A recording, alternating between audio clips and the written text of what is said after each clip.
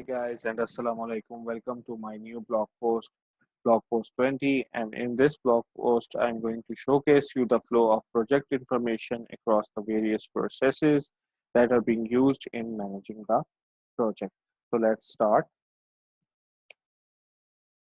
So first thing first, that there are many project processes that are being used by project in order to complete its goal. For example, then scope management is a process, collecting the requirement is the process, defining a scope is a process, controlling the costs that are related to the project is a process. Then then monitor the risk is another process. So there are many processes that are related to the process, and when the project is under execution, these processes are in their flow of execution. So when these processes are getting executed, then they generate uh, many updates that are related to the project documents. So, for example, there is a scope management plan that is created for the that is actually created and is related to the scope of the project.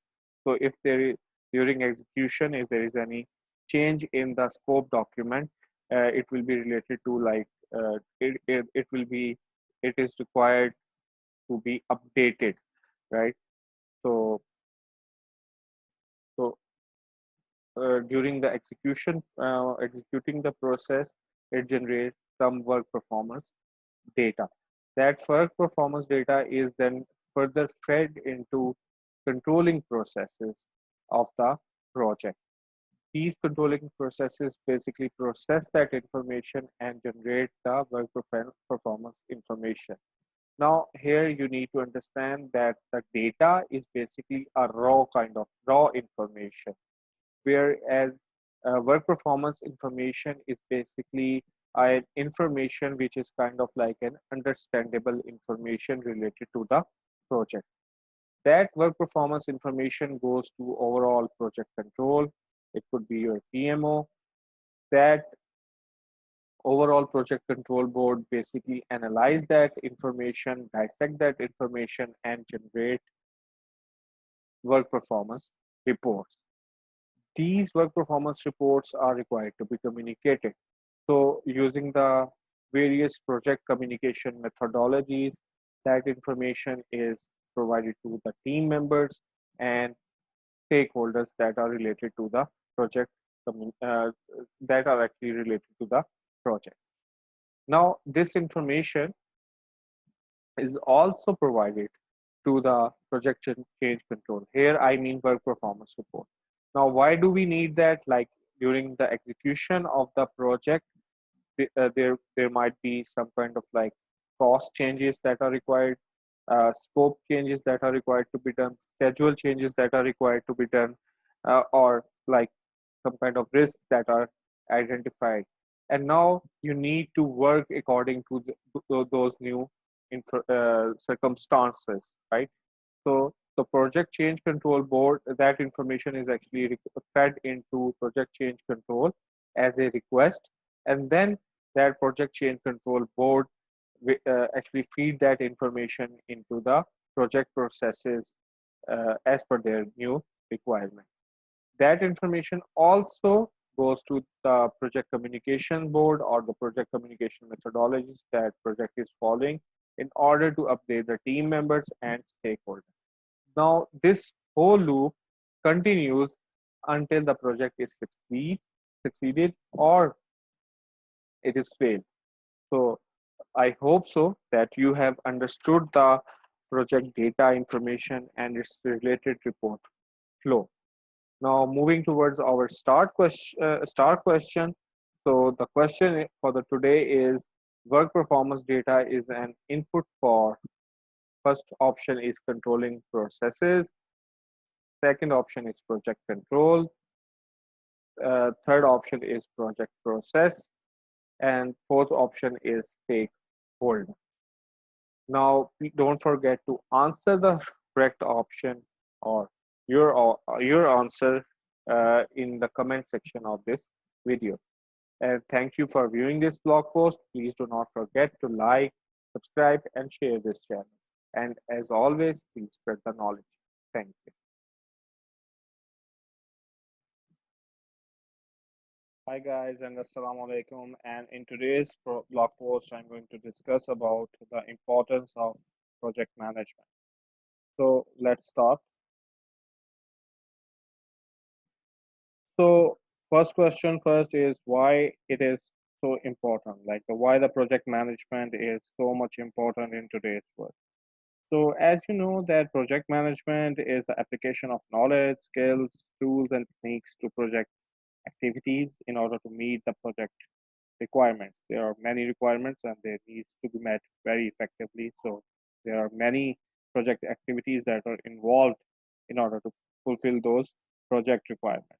So the project management is actually used to accomplish through the appropriate application and the integration of many project management processes identified for the project. So these processes will be discussed later in my various or incoming blog posts. So project management actually enables organization to execute projects effectively and with efficiency. So effective project management helps individual groups and private organizations to meet business objectives, satisfies stakeholder expectations, be more predictable, increase chances of success, and deliver the right products at the right time. And there are many problems and issues that will be coming during the execution of the project. So the project management will help you to resolve those problems and the issues. And apart from those, there will be many risks that are actually involved in the in the execution of the project during the project execution. So you need to resolve them in a very timely manner, and project management actually helps you in that one. It is also you project management also will help you to optimize the use of our various organizational assets or resources that are and or were identified by the previous projects and their processes. And this also helps you to identify and recover or terminate failing projects. And it also helps you to manage various constraints, for example, scope, quality, schedule, cost, and resources. So it can also be used to balance the influence of the various constraints that are actually having a positive or a negative impact on a project. For example, increase in a scope may also increase in a cost or schedule, can be effectively positively or negatively in any case. Uh, it is also it also helps you to manage change in a better manner. So this is why the project management is so much important. And if you don't consider that project management is not that so much of an importance, so it means like the projects will be managed poorly, or there will be an absence of project management, right? So in case of absenteeism of the project management, there could be like missed deadlines, cost overruns, poor quality, lots of rework is required, uncontrolled expansion of the project, loss of reputation of other organization, unsatisfied stakeholders, and failure in achieving the objectives for which the project was undertaken. So, in essence, effective and efficient project management basically for like project management should be considered as a strategic competency within an organization, and it enables organizations to tie project results to business goals, compete more effectively in their market, sustain the organization, and respond to the impact of business environment changes on the projects by appropriately adjusting project management plans. So there are many uh, uh, pro, there are many project management plans that are related to project management, namely scope management plan, risk management plan, cost management plan, stakeholder management plan, and various plans like that. So project management actually helps you to adjust those plans as per the need when the project is actually under execution.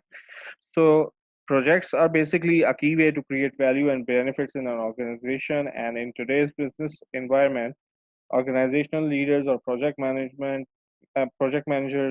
need to able to manage with tighter budgets, shorter timelines, scarcity of resources, and rapidly changing technology.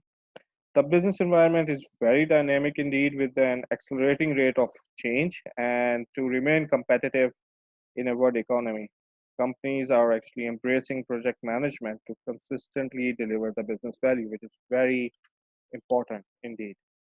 So I hope so that you have liked this video. So thanks for viewing this blog post. Please do not forget to like, subscribe, and share this channel. And as always, please spread the knowledge. Okay, thank you. Hi guys and assalamu alaikum. Welcome to my new blog post number 9. And in today's blog post, I'm going to give you an overview about the project management. It is going to be a basic shallow definition about the program management. Since this series belongs to project management, and in future I'm going to discuss thoroughly about project management. But program management in itself is a very good field, and there are many good books that are present in the market for reading in order to understand the program management. One of them, among them, is the Standard for Program Management by PMI, Project Management Institute. So go ahead and read that. It's a very good read about the program management, and it gives you a lot of knowledge about the program management. So let's start with the shallow dive.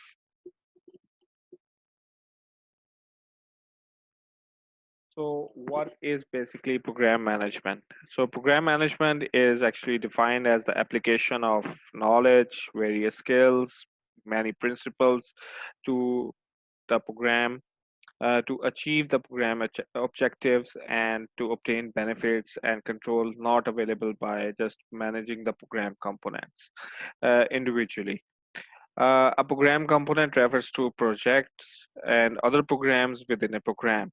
Where so if you understand about the project management, you know that project management basically focuses on interdependencies within a project to determine the optimal approach for managing the project. Whereas program management mostly focuses on the interdependencies between the projects and between projects and the program level to determine the optimal approach for managing them. So there are many actions that are related to these programs and project level interdependencies. So one of them is aligning with organizational or strategic decision that affects program and project goals and objectives. Then there is allocating the program scope into program components, and then managing interdependencies among the components of the program to best serve the program. These are basically three, but there are more as well. For example, managing program risks that may impact multiple projects in the program. Also, it also includes like resolving constraints and conflicts that actually affect multiple projects within a program.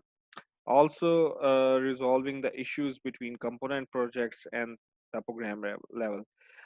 Also, managing change requests with a shared governance framework. Allocating budgets across multiple projects within the program and assuring benefits realization from the program and component projects.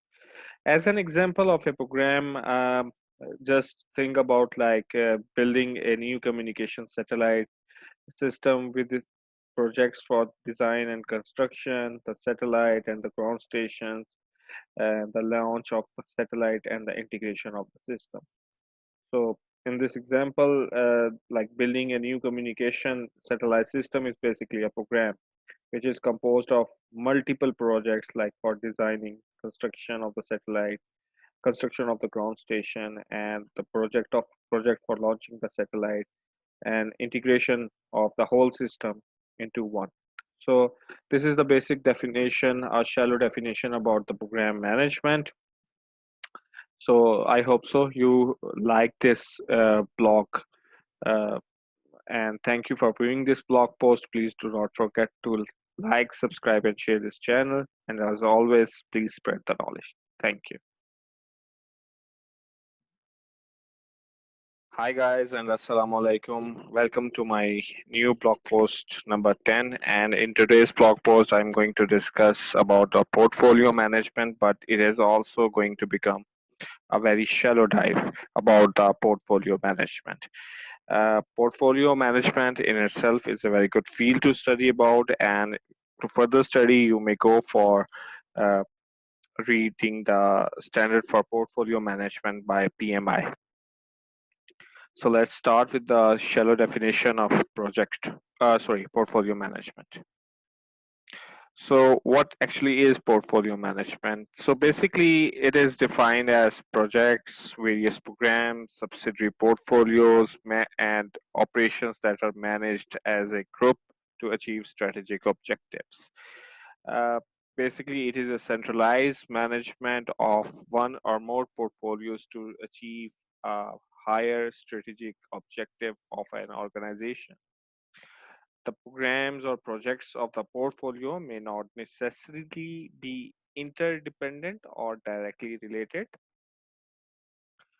So basically, the aim of the portfolio management is to guide organizational investment decisions, select the optimal mix of programs and projects to meet strategic objectives, provide decision making transparency, and prioritize team and physical resources allocation.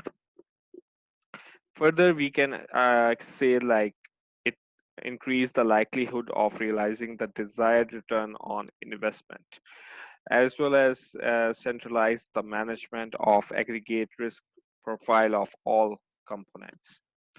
You may say that portfolio management also confirms that the portfolio is consistent with and aligned with organizational strategies.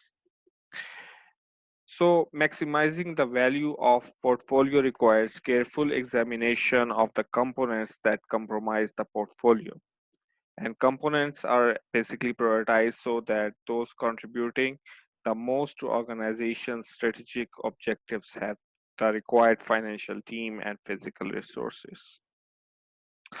So, in order to understand that, we can have an example about it. And the example is like an infrastructure organization that has the strategic objective of maximizing the return on its investments may put together a portfolio that includes a mix of projects in oil and gas, power, water, roads, rails, and airports. From this mix, the organization may choose to manage related projects as one portfolio. All of the power projects, for example, may be grouped together as a power portfolio. Similarly, all the water projects may be grouped together as a water portfolio. However, when the organization has the projects in designing and constructing a power plant and then operates the power plant to generate energy, those related projects can be grouped into one group. Thus, the power program and similar water program become integral components of the portfolio of the infrastructure organization. I hope so. You have understood the basic definition of the portfolio management in this blog blog post. So thanks for viewing this blog post. Please do not forget to like, subscribe, and share this channel. And as always, please spread the knowledge. Thank you.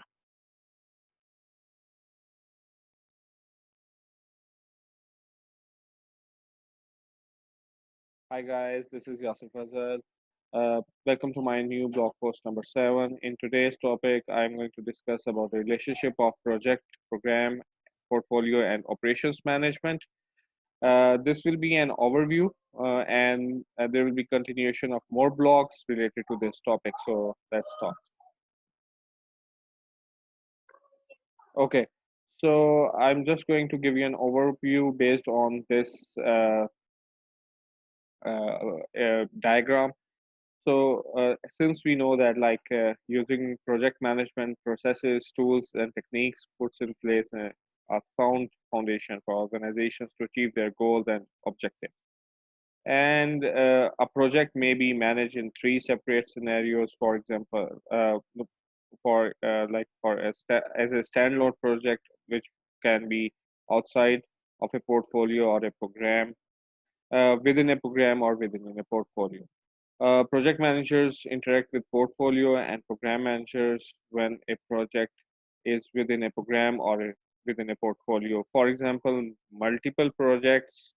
Uh, multiple projects may be needed to accomplish a set of goals and objectives for an organization. In those situations, programs may be grouped together into a group program. A program is actually defined as a group of related project subsidiary programs activities managed in a coordinated manner to obtain benefits not available from managing them individually. Programs are not large projects. A very large project may be transformed or referred to as a mega project. So, as a guideline, mega projects cost uh, $1 to $2 billion or more, and may affect 1 million or more people and a run of a year. For example, building dam. Some organization may employ the use of project portfolio to effectively manage multiple programs and projects that are underway at any given time. Our portfolio is actually defined as projects, program, subsidiary portfolios, and operations managed as a groups to achieve strategic objectives. So, following figures actually elaborates on this, like how portfolio programs, projects, and operations are related in a specific situation. So as I have told you, like first of all, there will be an organizational strategy, and then just below the organization strategy, there will be a sample portfolio.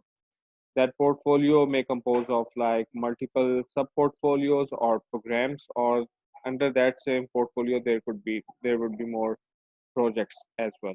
And under program, there can be more programs or more projects, right? And it is also possible like a program may contain projects or more sub programs, and then they will continue to have more projects in them. On the other hand, portfolio can also include like portfolio and programs plus projects, and they all actually share resources and same stakeholders. Uh, Also, here we can actually understand that like program management and portfolio management differ from a project management in their life cycles, activities, objectives, focus, and benefits. However, portfolios, programs, projects, and operations often engage with the same stakeholders and may need to use same resources, which may result in a conflict in the organization. This type of situation increase the need of coordination within organization through the use of portfolio, program, and project management to achieve workable balance in the organization. So having a shared resources and stakeholders may cause a lot of problem, but if you have project management, portfolio management, and program management in place through their proper office, so you can actually have solve these matter easily, right? So I hope so you like this video. So thank you for viewing this blog post, and please do not forget to like, subscribe, and share this channel, and as always, please spread the knowledge. Hi guys and assalamu alaikum. Welcome to my new blog post number 16. And in today's blog post, I'm going to discuss about the project phase gate. So let's start. So basically, a phase gate is held at the end of a phase, uh, every phase of the project. So the project performance and the progress is actually compared to project and the various business documents that could be like, for example, project business case, SOW, project charter, project management plan, which could be cost management plan, schedule management or scope management plan, quality management program plan. Uh, it could be your benefits management plan and stakeholder management plan, communication management plan. So there are lots of management plans that are actually included in your project management plan. So these all can be measured at the certain phase gate.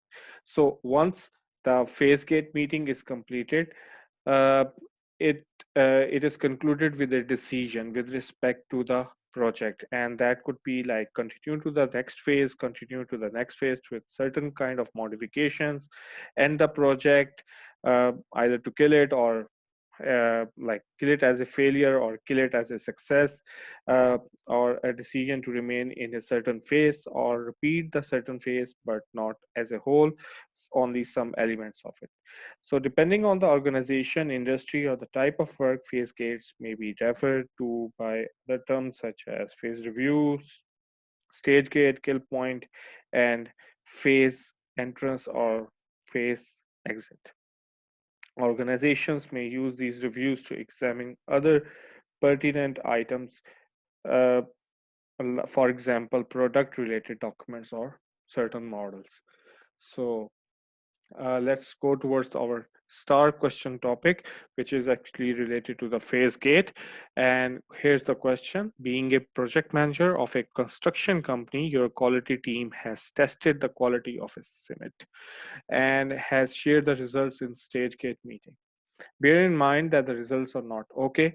What shall be your decision as a project manager? First one is continuing the project.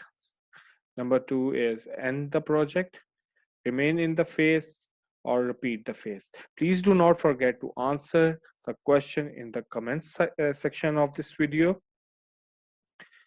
And thank you for viewing this blog post. Please do not forget to like, subscribe, and share this channel. And as always, please spread the knowledge. Thank you. Hi guys and assalamu alaikum, and welcome to my new blog post number 15. And in today's blog post, I'm going to discuss about project phase. So let's start. So first of all, we will try to understand what is the project phase. So basically, a project phase is a collection of logically related project activities that culminates into a completion of one or more deliverables.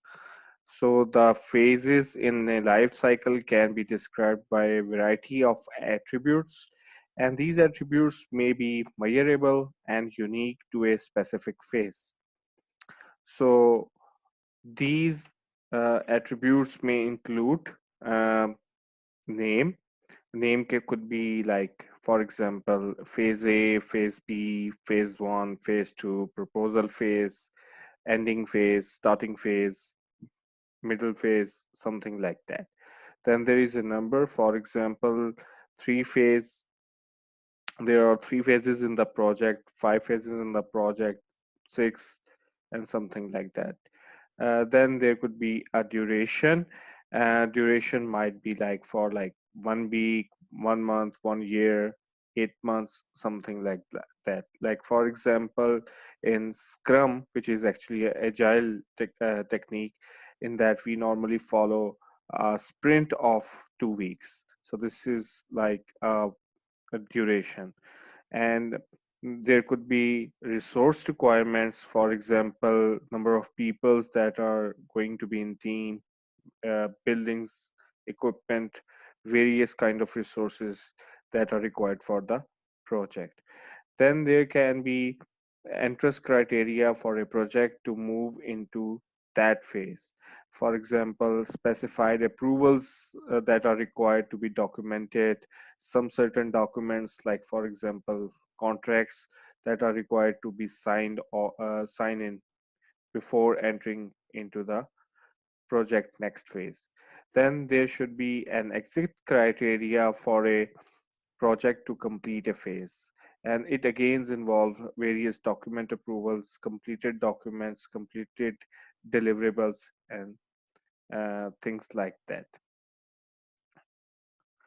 So uh, phase gate may be separated into distinct phases or subcomponents.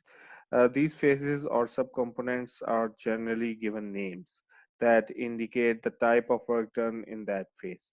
Some of them are like concept development, feasibility study, customer requirements, and solution development.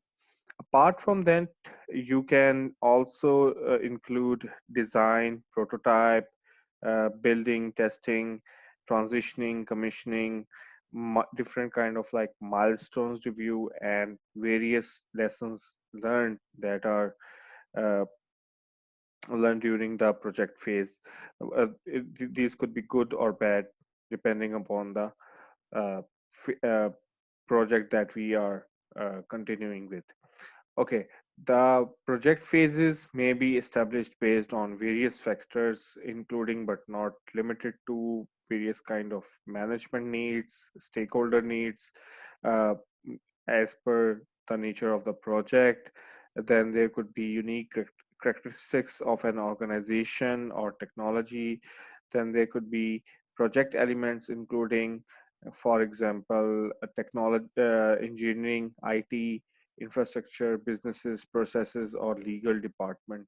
And then there could be decision points, for example, funding of the project go or no go, or like a milestone review.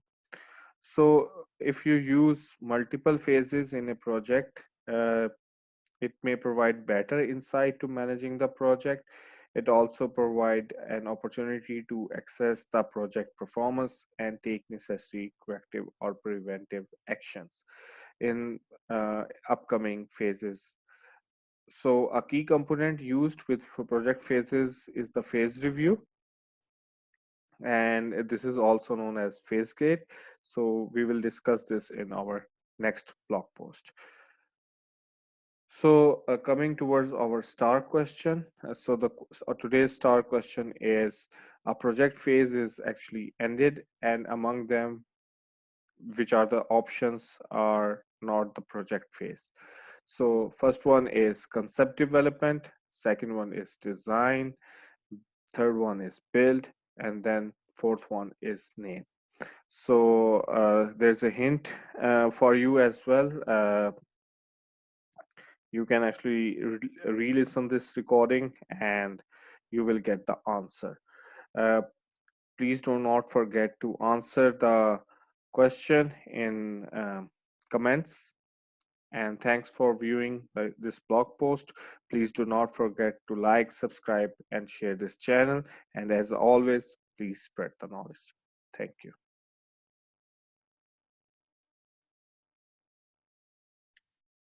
Assalamu alaikum and hi, my name is Yasir Fazal, and in today's blog post, I'm going to discuss about project. So in this vlog, I'm just going to describe the foundational element which are actually related to project. And in this vlog, I'm just going to describe, we are just going to build a basic understanding about what project is and the necessary components which are related to project, right? So let's start. So here's the definition of the project. A project is a work effort made over a finite period of time with a start and a finish to create a unique product, service, or result.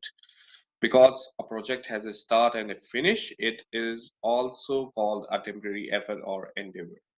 And I'm just also going to narrate another definition, which is actually provided by PM Book Guide, 6th edition. This is published by PMI, Project Management Institute, which is actually a global standard in project management. So, with respect to this book, a project is a temporary endeavor and undertaken to create a unique product, service, or result, right? So, both definitions conclude with three things in with respect to project. Like it always create a product, a service, or a result, and also there is another thing which is in this definition, which is temporary effort or endeavor.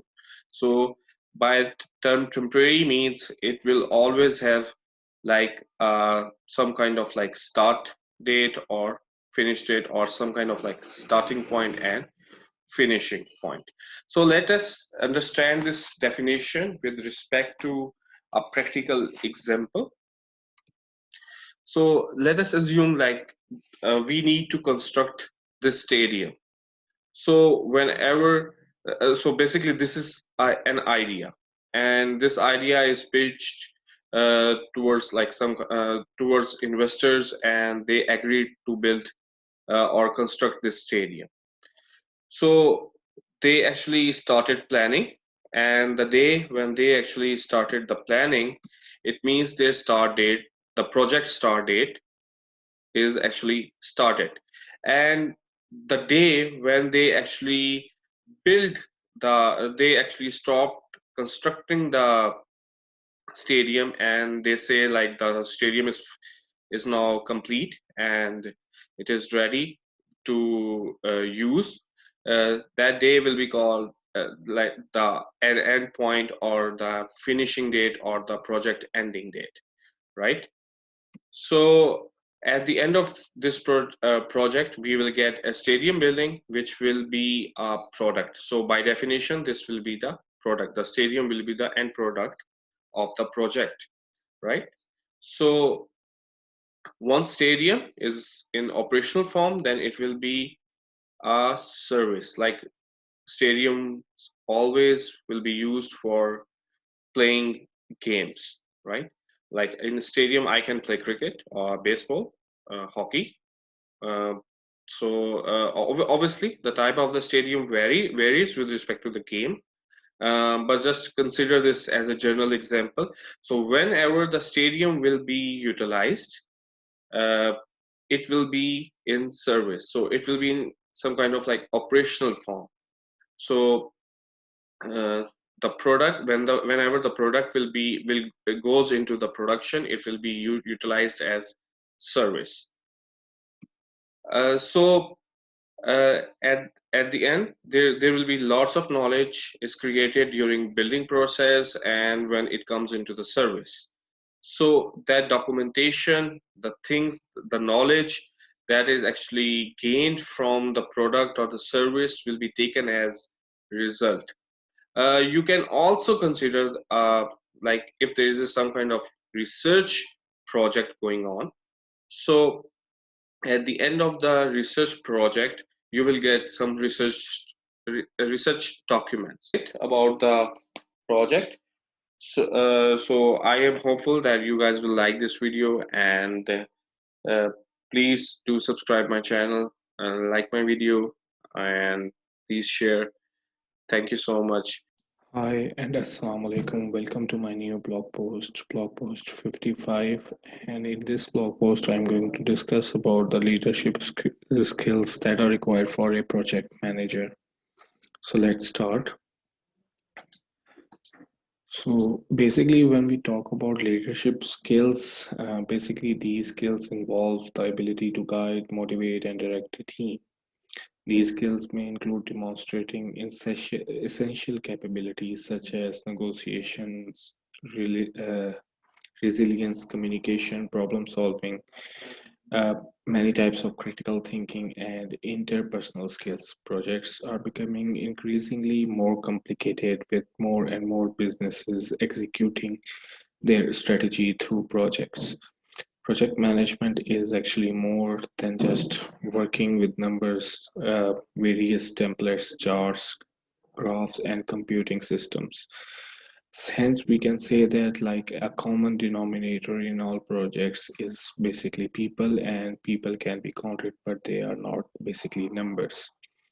So basically, they need people's needs to be managed, and they need a, a leader who can actually guide them through the project. So project manager should have the capability of the leader. So project manager should have a good should be good in dealing. Like a large part of project manager's role basically involves with dealing with the people, and the project manager should study people's behavior and motivation um, in order to execute the project successfully. Next thing, he should have good qualities and skills, and he should be a visionary. For example, help to describe the products, goals, and objectives of the projects. He should be able to dream and translate those dreams for others. He should be very optimistic and positive, and he should be very uh, collaborative. And the last thing that comes with the leadership is basically project manager has a power. And the leadership and management are ultimately about being able to get things done. So the skills and the qualities noted help the project manager to achieve the project goals and objective. So with this, I have given you a brief overview about the leadership skills, and in coming blogs, I'm going to discuss more about various leadership skills that are required for a successful project manager, so that he can successfully execute, monitor the project. So let's come towards our star question. So a project manager is basically a captain of the ship. So he must lead the ship with guidance, motivation, third direction, and four with team management. So please do not forget to answer uh, the correct version. Sorry, correct choice in the comment section of this video. And thank you. And please subscribe, like, and share my YouTube channel Yasir Fazal. And please do not forget to hit the bell icon. And as always, please spread the knowledge. Thank you.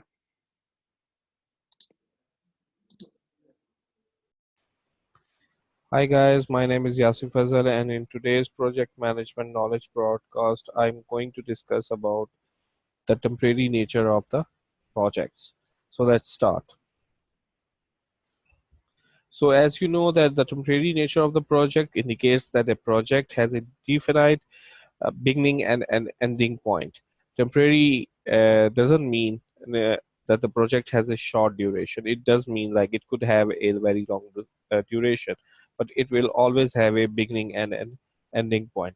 The point here that actually requires to be understood is this: like you need to consider the ending point, and the end of the project is reached when one of the following conditions actually get true.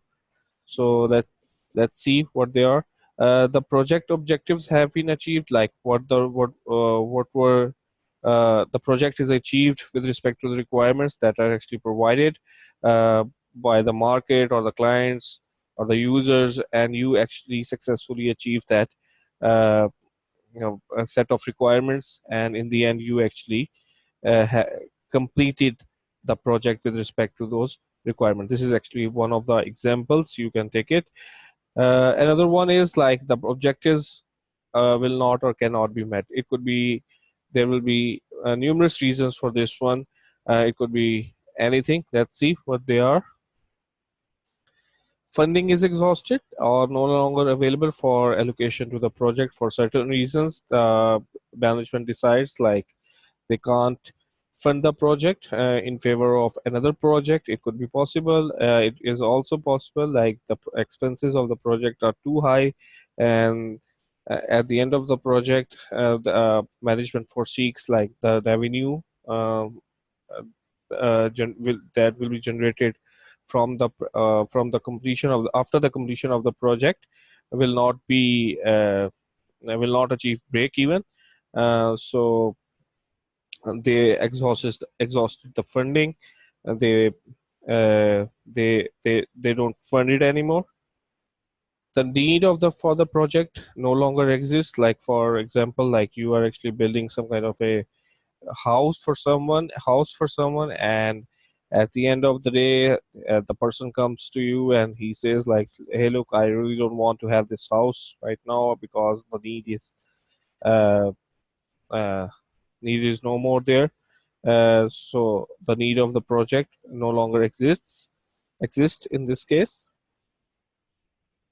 The human or physical resources are no longer available, which is actually quite crucial for the project. Like if you're actually again constructing a bridge or something like that, and human capital actually depletes in this case, the project will suffer, and it could be possible that the cost will raise, or management decides, since there is a scarcity of humans, human or physical resources, so they decided to pull it off. So this could be one of the reasons. Another reason is the project is terminated for legal cause or convenience.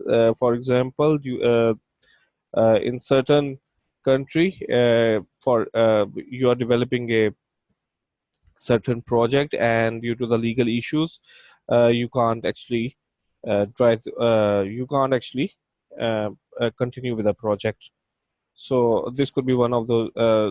These are one of those reasons that the project will be ended, right? So projects are basically temporary, but their deliverables may exist beyond the end of the project. This will be the case of. This will always be the case of successful project, and as well as in case of failure of the project.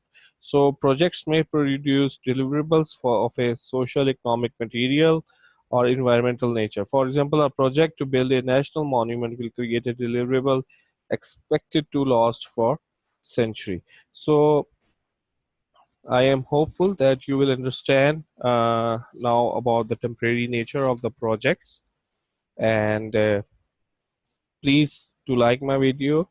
Hi guys and Assalamu alaikum. Welcome to my new blog post 45. And in this blog post, I'm going to discuss about my upcoming blog topic, which is project manager, the role of project manager in project management. So before jumping towards the main topic, please do not forget to subscribe, like, and share my YouTube channel, Yasir Fazal. And please hit the bell icon so that you can actually get the latest updates about the project management. So let's start with the main topic. So I'm just going in my upcoming blogs, I'm going to discuss about the role of the project manager, which is related to the project management. And in these blogs, you shall actually learn about definition of the project manager, like what is actually project manager,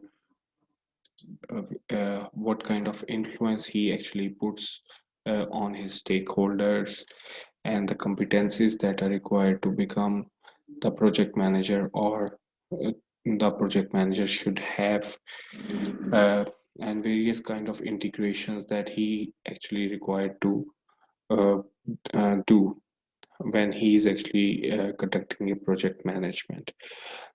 In this vlog, I'm also going to give you a brief overview about the project manager. So basically, the project manager plays a critical role in the leadership of a project team in order to achieve the project's objectives. This role is actually clearly visible throughout the project. Many project managers become involved in project from its initiation through the closing phase. However, in some organizations, a project manager may be involved in evaluation and analysis activities prior to the project initiation. These activities may include consulting with executive and business unit leaders on ideas for advancing strategic objectives, improving organizational performance, or meeting customer needs. In some organizational settings, the project manager may also be called upon to manage or assist in business analysis, business case development, and aspects of portfolio management for a project. A project manager may also be involved in follow-on activities related to realizing business benefits from the project.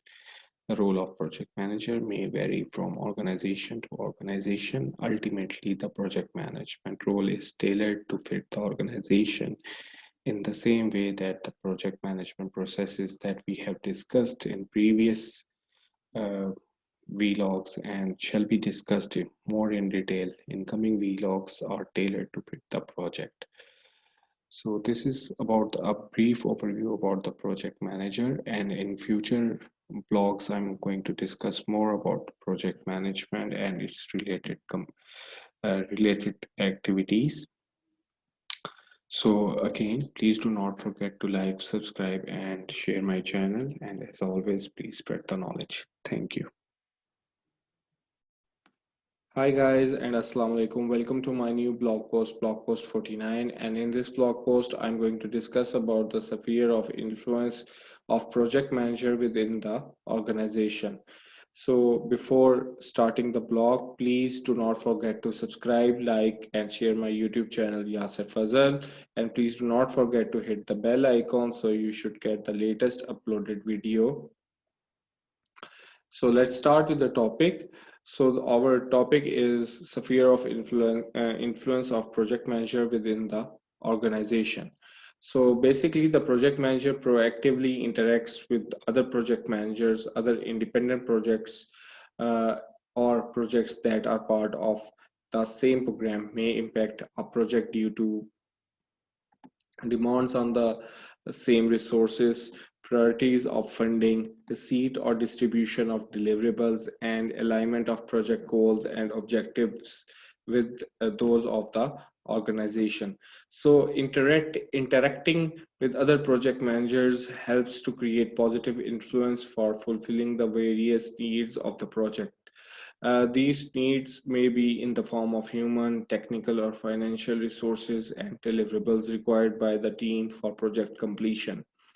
So the project managers seek ways to develop relationships that assist the teams in achieving the goals and objectives of the project. In addition, the project manager maintains a strong advocacy role within the organization. The project manager proactively interacts with managers within the organization. During the course of the project manager also works with the project sponsor to address internal, political, and strategic issues that may impact the team or the viability or the quality of the project.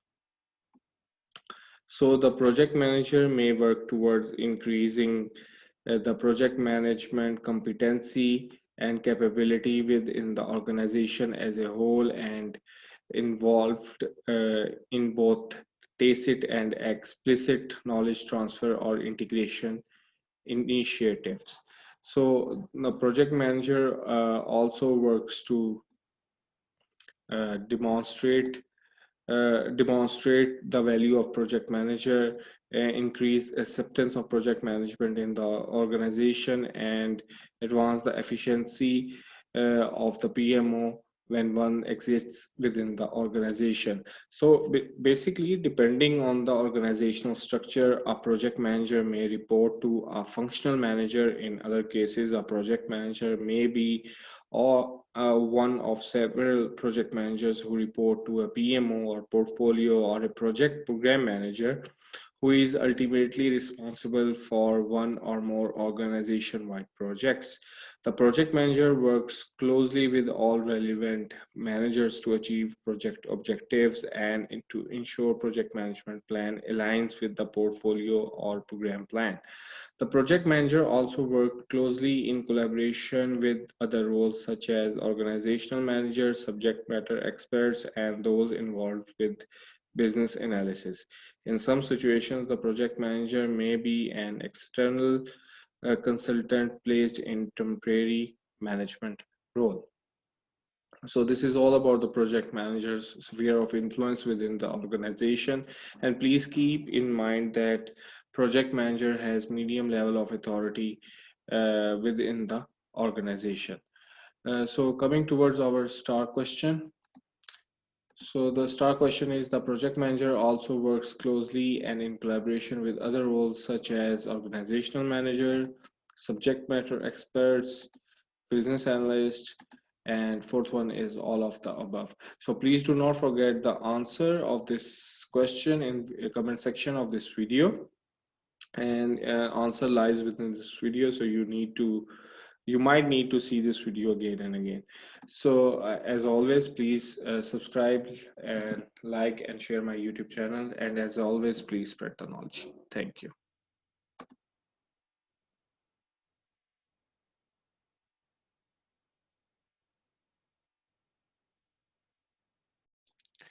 Hi guys, and assalamu alaikum. Welcome to my new blog post 47. And in this blog post, I'm going to discuss about the project manager's sphere of influence. So let's start. Before starting, please subscribe, like, and share my YouTube channel, Yasir Fazal, and please do not forget to hit the bell icon so that you should get the latest updated video as soon as it is uploaded. So moving towards our topic, I'm going to discuss about the project manager's sphere of influence. So uh, normally when we are talking about project managers basically fulfill numerous roles within their sphere of influence. So these roles reflect the project manager's capabilities and are representative of the value and the contributions of the project management profession. So basically, they have three spheres of influence, and the first one is basically the project on which they are working on. So the project manager basically leads the project team to meet the project's objectives and stakeholders' expectations. The project manager basically works to balance the competing constraints on the project with the resources available.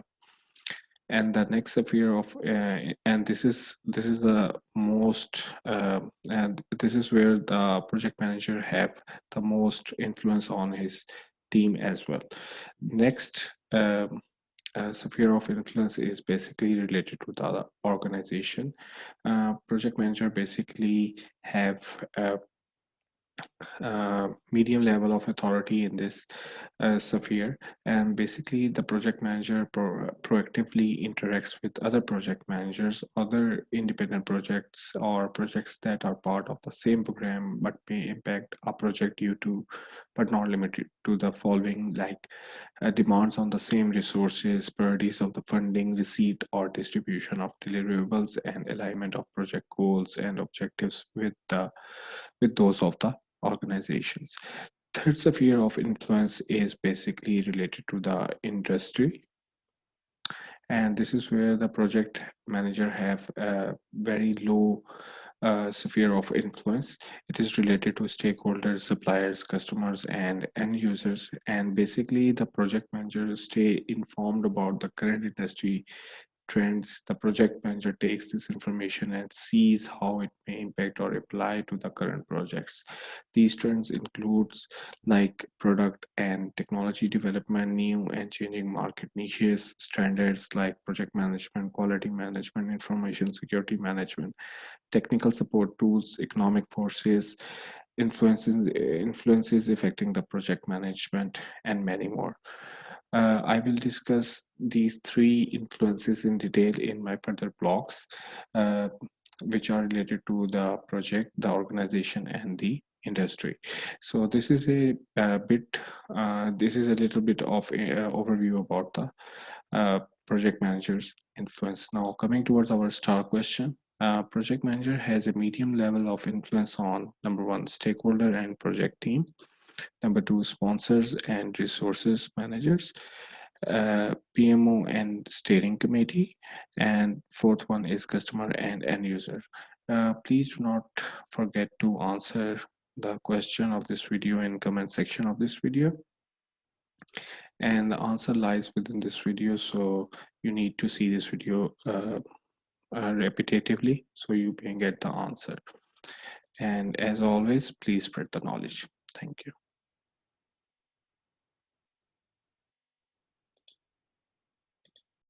Hi guys, and assalamu alaikum. Welcome to my new blog post 48. In this blog post, I'm going to discuss about sphere of influence of project manager with respect to the project. Basically, this sphere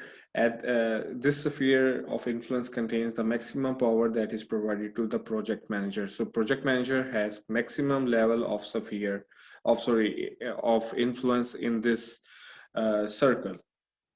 So let's start. And please uh, before starting, please do not forget to subscribe, like, and share my YouTube channel Yasir Fazal, and please do not forget to hit the bell icon so that you should get the latest updates as soon as our new video is uploaded.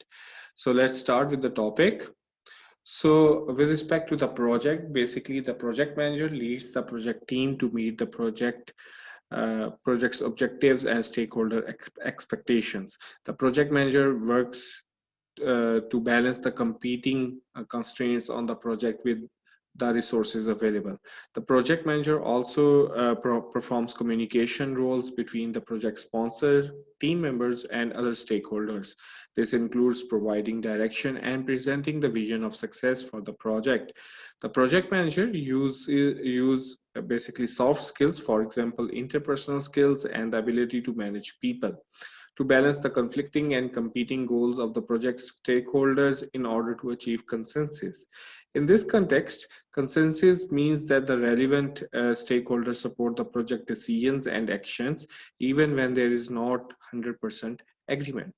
Research basically shows that a successful project manager consistently and effectively use certain essential skills. Research also reveals that the top 2% of project managers, as designated by their bosses and team members, distinguish themselves by demonstrating superior relationship and communication skills while displaying a positive attitude. So basically, the ability to communicate with stakeholders, including the team members and sponsor, applies across multiple aspects of the project, which normally include developing finely tuned skills using multiple methods, for example, verbal, written, and nonverbal cues. Uh, Creating and maintaining and adhering to the communication plans and schedules, communicating predictability and consistently, seeking to understand the project stakeholders' communication needs. Communication may be the only deliverable that some stakeholders received until the project's product or service is basically completed. Making communication concise, clear, complete, simple, relevant, and tailored. Include important positive and negative newses, incorporating feedback channels, and basically the last one is relationship skills involving the development of extensive networks of people throughout the project manager's sphere of influence. Basically, these networks include formal networks such as organizational reporting structure. Informal networks include the use of established relationship with individuals such as subject matter experts and influential leaders. Use of these formal and informal networks allows the project manager to engage multiple people in solving problems and navigating the bureaucracies encountered in a project. So basically, this is all about the project manager's influence with respect to the project. At this, again, I'm just repeating it again, like the project manager has maximum level of influence on the project. Now, hopefully you have understood the topic. Now coming towards our star question. So the star question of of today's blog is like project managers should have ability to what, filling the blank, with stakeholders while creating strong influence. First one is communicate. Number two is take risks. Third one is reporting, and then fourth one is the work. Do not forget to answer the correct option in the comment section of this video. You might need to see this video again because answer lies within this video. And as always, please spread the knowledge. Thank you.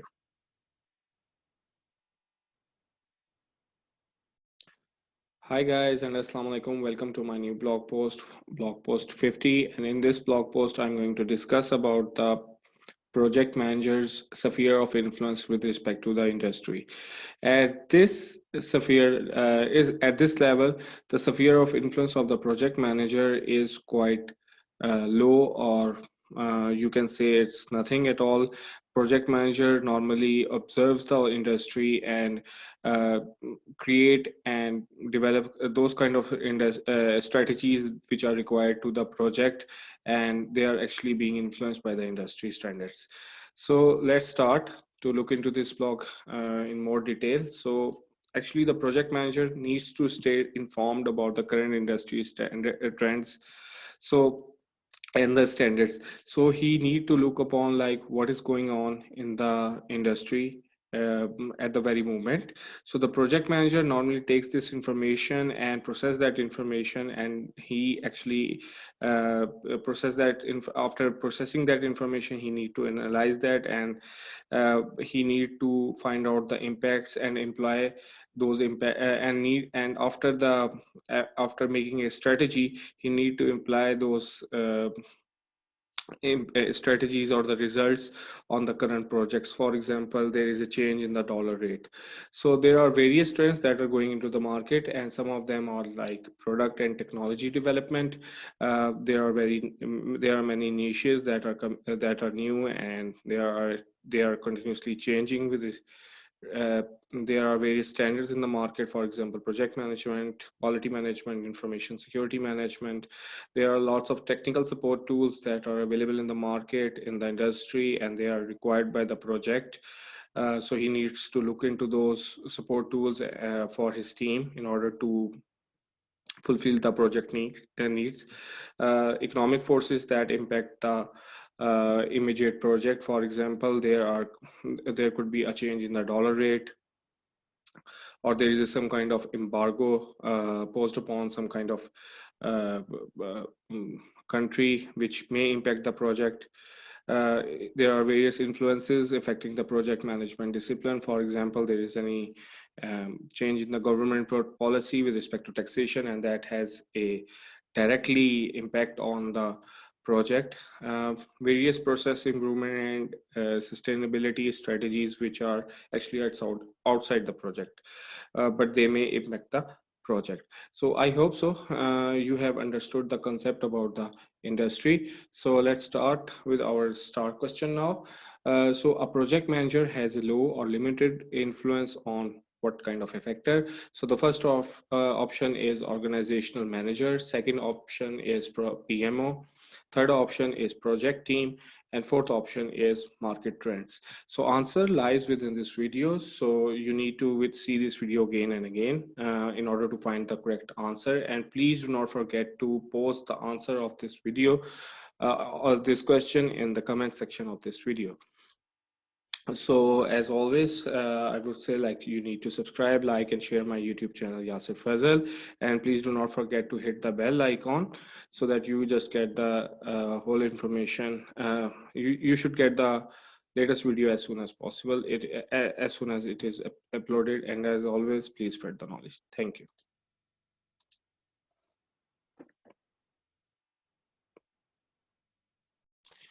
Hi guys, and welcome to my new blog post 30, and this blog post is continuity of the project success measures.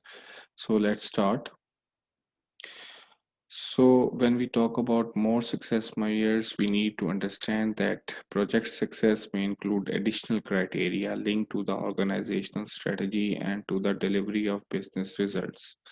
These project objectives may include but are not limited to completing the project's benefit management plan, meeting the agreed upon financial measures documented in the business case. These financial measures may include but are not limited to net present value, which is also known as NPV, return on investment, which is also known as ROI, internal rate of return or IRR, payback period or PBP, and benefit cost ratio.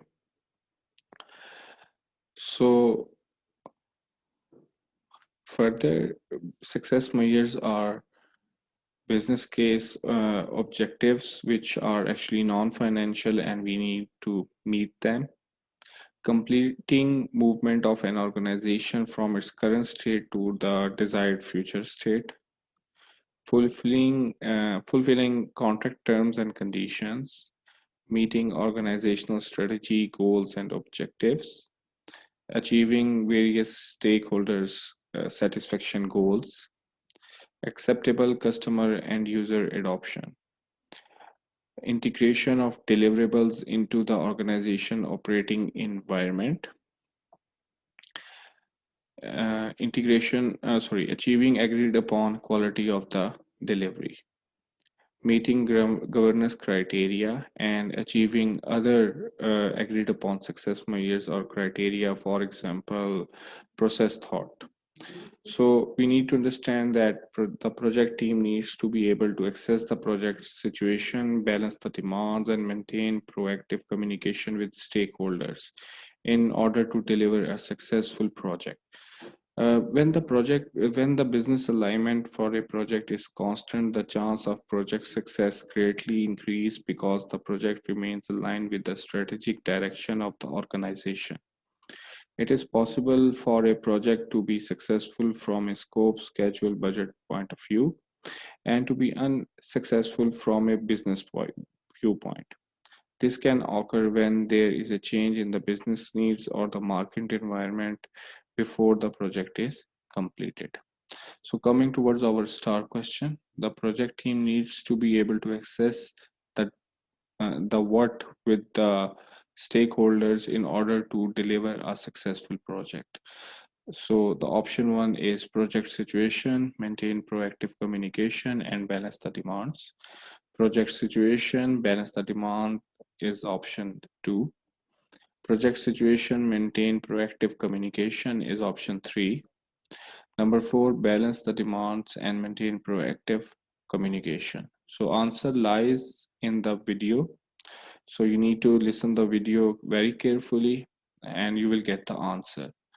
So thank you for viewing this blog post, and please do not forget to like, subscribe, and share this channel. And as always, please spread the knowledge. Thank you.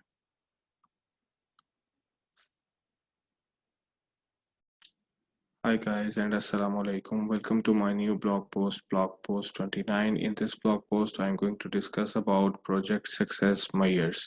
There will be two parts of this video series related to the project success measures. So let's start. So one of the most common challenges in the project management is determining whether or not a project is successful. So traditionally speaking, the project management matrices of time, cost, scope, and quality have been the most important factors in defining the success of a project. More recently, practitioners and scholars have determined that project success should also be measured with consideration toward achievement of the project objectives. Project stakeholders may have different ideas as to what the successful completion of a project will look like and which factors are the most important ones. It is critical to clearly document the project objectives and to select objectives that are measurable. Three questions that key stakeholders and the project manager should answer are: what does success look like for this project? How will success be measured, and what factors may impact success? So the answer to these questions should be documented and agreed upon by the key stakeholders and the project managers. So let's come towards our star question. So the question is, a project manager of a company is working on three projects A, B, C. He needs to measure the success of the project Which three factors should he use to measure the success? So the first one is time, cost, and quality. Scope, risk, time, cost, quantity, and time, quality, cost, and stakeholder. So the answer lies within a video. So you need to listen to the video carefully, and please let me know about your choice in the comment section of this video. Thank you. Thank you for viewing this blog post, and please do not forget to like, subscribe, and share this channel. And as always, please spread the knowledge. Thank you. Hi guys, and assalamu alaikum. Welcome to my new blog post 39. In this blog post, I'm going to discuss about organizational systems. This will be an overview of the organizational systems. So let's start. So basically, projects operate within the constraints imposed by the organization through their structure and governance framework. To operate effectively and efficiently, the project manager needs to understand where responsibility, accountability, and authority reside within the organization. This understanding will help the project manager effectively use his or her power, influence, competence, leadership, and political capabilities to successfully complete the project. The interaction of multiple factors within an individual organization creates a unique system that impacts the project operating in that system. The resulting organizational system determines the power, influence, interests, competence, and political capabilities of the people who are able to act within the system. The system factors include but are not limited to management elements, governance frameworks, and organizational structure types. So all in all, if we talk about the system, so basically a system is actually a collection of various components that together can produce results not obtainable by the individual components alone. A component is an identifiable element within the project or organization that provides a particular function or group of related functions. The interaction of various systems components creates the organizational culture and capabilities. There are several principles regarding systems.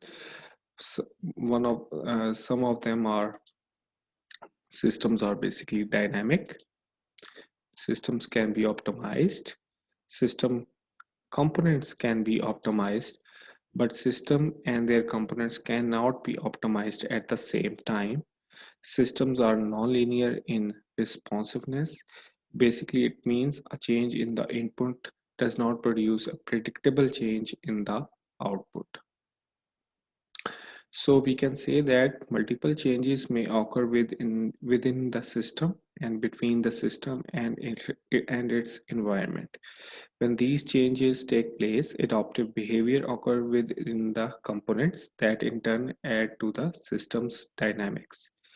The system's dynamics are defined by the interaction between the components based on the relationships and dependencies that exist between the components. Systems are typically the responsibility of an organization's management. The organization's management examines the optimization trade-offs between the components and the system in order to take the appropriate action to achieve the best outcomes for the organization. The results of this examination will impact the project under consideration. Therefore, it is important that the project manager take these results into account when determining how to fulfill the project's objectives. In addition, the project manager should take into account the organization's governance framework. So with this, I conclude my overview. And now let's come towards our star question. So a project manager of a company ABC must interact with various departments like finance, HR, and supply chain. The interaction is causing the change within the system. What should be the project management strategy? Number one, it should be adaptive, collaborative, impulsive, or dynamic. So the answer lies within this video. So please do not forget to watch this video. And thank you for viewing this blog post. Please do not forget to like, subscribe, and share this channel. And as always, please spread the knowledge. Thank you. Hi guys and assalamu alaikum. Welcome to my new blog post 42, and in this blog post I'm going to discuss about organizational structure types. So let's start. So basically determination of the appropriate organizational structure type is actually a result of a study of trade-offs between the two key variables. These variables are basically the organizational structure types available for use and how to optimize them for a given organization. There is no one-size-fits-all structure for any given organization. The final structure for a given organization is basically unique due to numerous variables that are required to be considered. Organizational structures may take many forms or types. Uh, each organization carefully considers numerous factors for inclusion in its organizational structure. Each factor may carry a different level of importance in the final analysis. The combination of the factor, its value, and relative importance provides the organization's decision makers with the right information for inclusion in the analysis. So these factors that are required to be considered in selecting an organizational structure are degree of alignment with the organizational objectives, specialization capabilities, span of control, efficiency and effectiveness, clear path of escalation for decision making, clear line and scope of authority, delegation capabilities, accountability assignment, responsibility assignment, adaptability of design, simplicity of design, efficiency of performance, cost considerations, physical locations, for example, co-location, regional, and virtual, and there should be clear communication, for example, policies, status of work, and organizations via. So with this, I conclude my organizational structure types. Hopefully you have understood it. So coming towards our star question, basically an organization has underpaid employees and you need to discuss the matter with your boss. Organization is quite clear about the communication channel. This is an example of a span of control, path of escalation, capability, and authority. So please do not forget to answer in the comment section of this video. Hopefully you have liked this video, and thank you for viewing this blog post. Please do not forget to like, subscribe, and share this channel. And as always, please spread the knowledge. Thank you.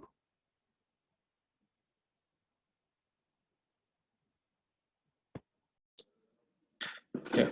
Hi guys and assalamu alaikum. Welcome to my new blog post 44, and in this blog post I'm going to discuss about organizational structure influence on projects. So let's start.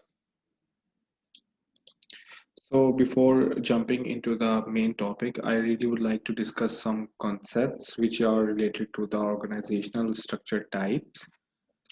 So first concept is basically we need to understand the functional organizational structure. So basically a functional organizational structure, it divides the organization into departments based on their function. For example, there is an engineering department, there is a finance department, there is a marketing department. Each is headed by a functional manager and employees are basically grouped together as per their role. Like there will be an engineering manager, then there will be engineering team.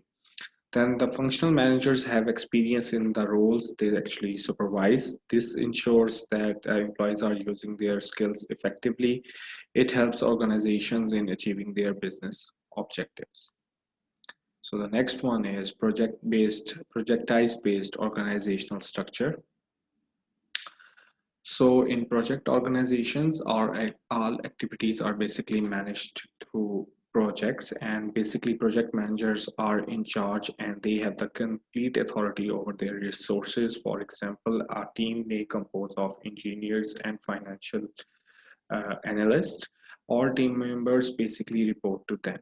And basically in projectized based organizational structure, organization normally encourages its employees to share their lessons learned. At the same time, they allow others to learn and benefit from a shared corporate knowledge base.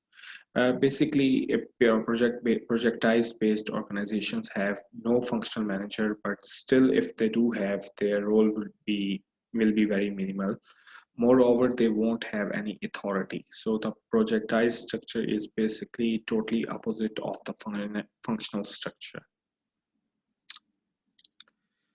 Third one is matrix-based organizational structure, and the matrix organization is basically a combination of projectized and functional structure.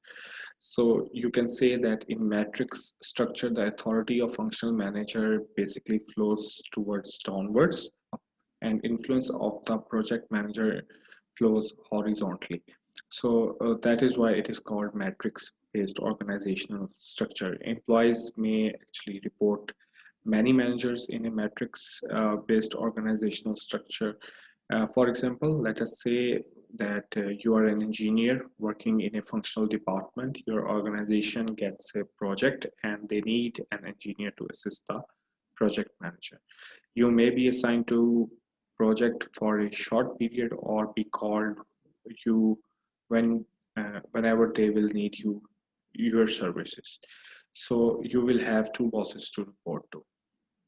So basically matrix-based organizational structure are decomposed into three forms. First one is strong, then there's a medium, and then there is a medium or balanced, and then there is a weak matrix-based organizational structure. Now coming towards our main topic. Now I'm going to discuss about the influence of organizational structure on the projects. So basically, when we talk about influences of organizational structure, we need to discuss about the various project characteristics as well. So the characteristics that we have discussed in the past are basically, first one is work groups, like what kind of people will be working in. Then there is another project characteristics of how much the authority of the project manager would be. Then the role of project manager, how it will be defined. Then what will be the power of like what kind of resource availability will be available. And then who manages the project budget, the finances, and then the project management staff, administrative staff. These are the project's characteristics. So there are various organizational structure types. Some of them I have discussed in the past slide, but the main are, but all of them are, first one is organic or simple. It's like organic or simple, it's just like a one-man company. Then there is a functional. It's more like a centralized system that we have discussed in the previous slide. Then there is a multi-divisional, which may replicate functions for each division with little centralization. Then there is a matrix strong. Then there is a matrix-based organization, which has a weak which has a weak organizational structure type. Then there is a matrix balanced. Then there is a totally project oriented based organization. Then there is a virtual, like the organization is working like organization, all of the employees are working from home and communicating virtually. Then there is a hybrid, like the mixture of any of these kind of like organizations type. Then there is a PMO. Now we have the project characteristics, and then we have vertically we have the organization type. So at the intersection of every organization type and the project characteristics, we will get an influence. So if I say that organic or simple organization type will have what kind of work influence on the work group, that would be flexible, people working side by side. Uh, and what kind of influence of organic or simple organizational structure type would be on the project manager's authority, that would be little or none. For project manager role, the influence would be part-time, may or may not be designated job role like a coordinator. For the resource availability, we will have later on known influence. Who actually manages the project budget, it would be owner or the operator. Then the project management administrative start would be little or none. Then for the functional, the influence would be being done, engineering, job being done, for example, engineering, manufacturing, with respect to work groups. With respect to project manager authority, little or none. With respect to project manager role, part-time, may or may not be designated job role like a coordinator. Then the resource availability would be little or none. Who manages the project budget, that would be functional manager. Then project management administrative start would be part-time. In case of multi-divisional work groups, would be one of product, production, processes, portfolio, program, geographic region, customer type. Authority of the project manager would be little or none. Project manager role would be part-time, may or may not be a designated job role like a coordinator. Resource availability will be little or none. Who manages the project budget, it would be functional manager. And project management administrative start would be part-time. In case of matrix strong, by job function with project manager as a function, will be for work groups. For project manager authority, it would be moderate to high.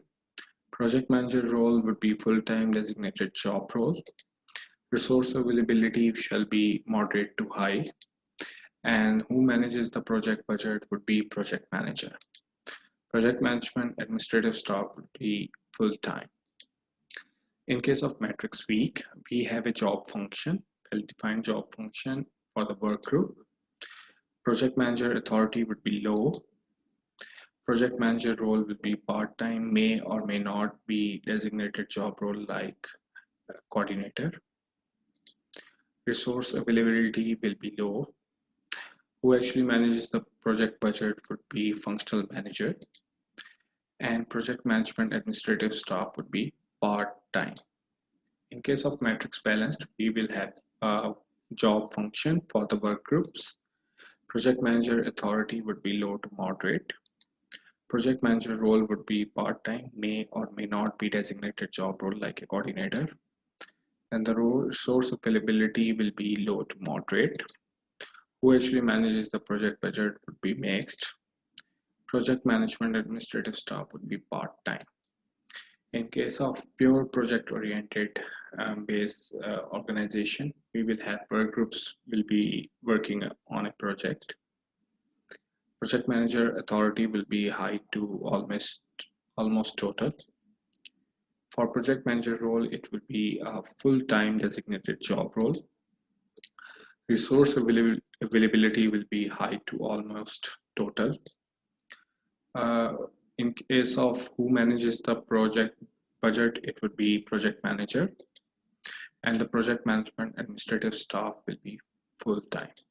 In case of virtual environment, we need network structure with nodes at points of contact with other people for the work groups.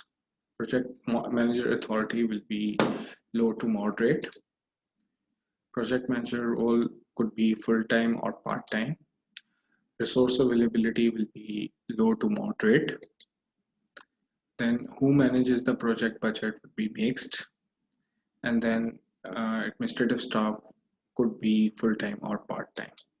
In case of hybrid, we will have mix of other types as a work groups. Project manager authority would be mixed. Project manager role would be mixed. Resource availability would be mixed.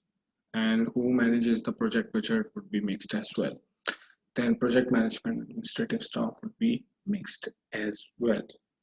In case of PMO, we have mix of other types of work groups. Project manager authority would be high to almost total. Project manager role would be full-time designated job role. Resource availability will be high to almost total. Who manages the project budget would be project manager. Project management administrative staff would be full-time. So I hope so you have understood the influence of organizational structures on the projects. So coming towards our star question. So what is the PM authority level in strong matrix based organization? First one is moderate to high, high, low to moderate, low to high, or medium. So please answer the question in the comment section of this video, and the answer lies within this video, so you need to see this video again and again. And thank you for viewing this blog post. Please do not forget to like, subscribe, and share this channel, and as always, please spread the knowledge. Thank you.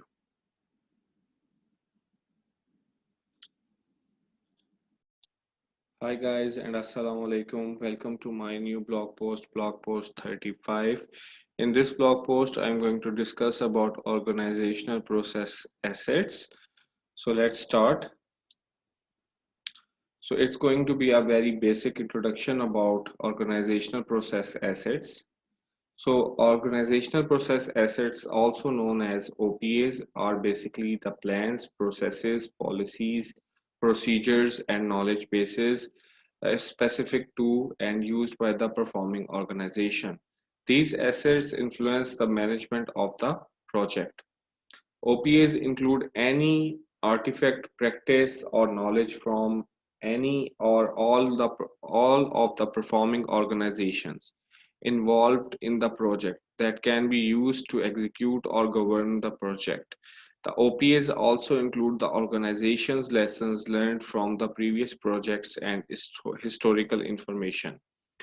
OPAs may include completed schedules, risks data, and earned value data. OPAs are inputs to many project management processes. Since OPAs are internal to the organization, the project team members may be able to update and to the organizational processes assets as necessary throughout the project. The OPAs may be grouped into the two categories. First category is processes, policies, and procedures, and the second one is organizational knowledge base. So this is a basic introduction about the OPAs. Now the question is, OPAs are basically internal to the organization. The project team members may not be able to update and add to the organizational process assets as necessary throughout the project. So is it true or false? Answer lies in this video. So please do not forget to answer the question in comment section of this video. And thank you for viewing this blog post. Please do not forget to like, subscribe, and share this channel. And as always, please spread the knowledge. Thank you.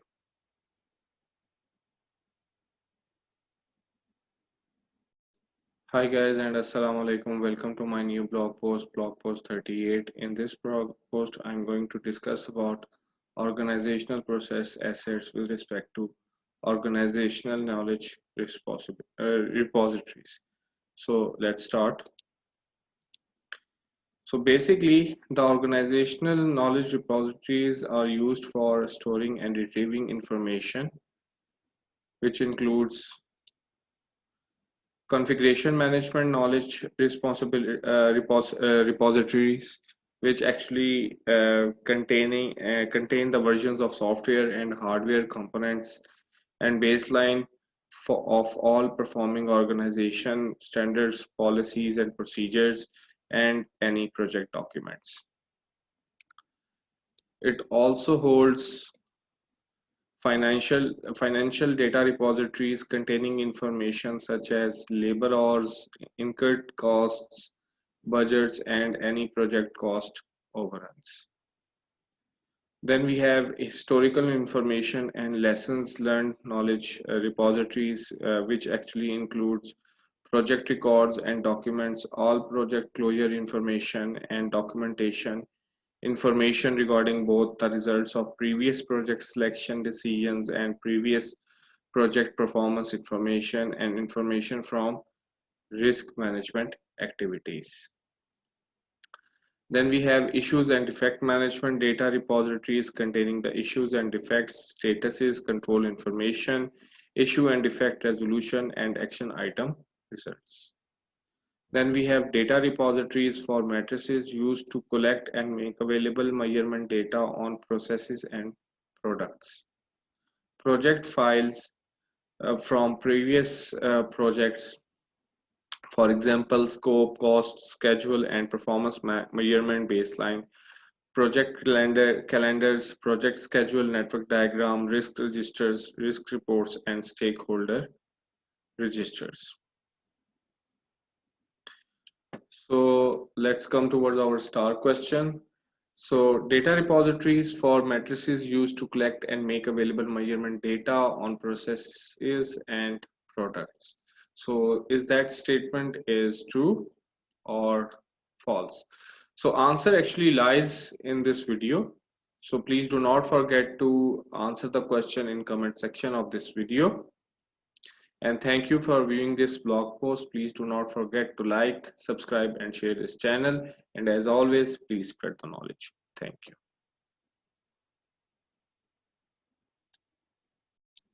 Hi guys, and assalamu alaikum. Welcome to my new blog post 37.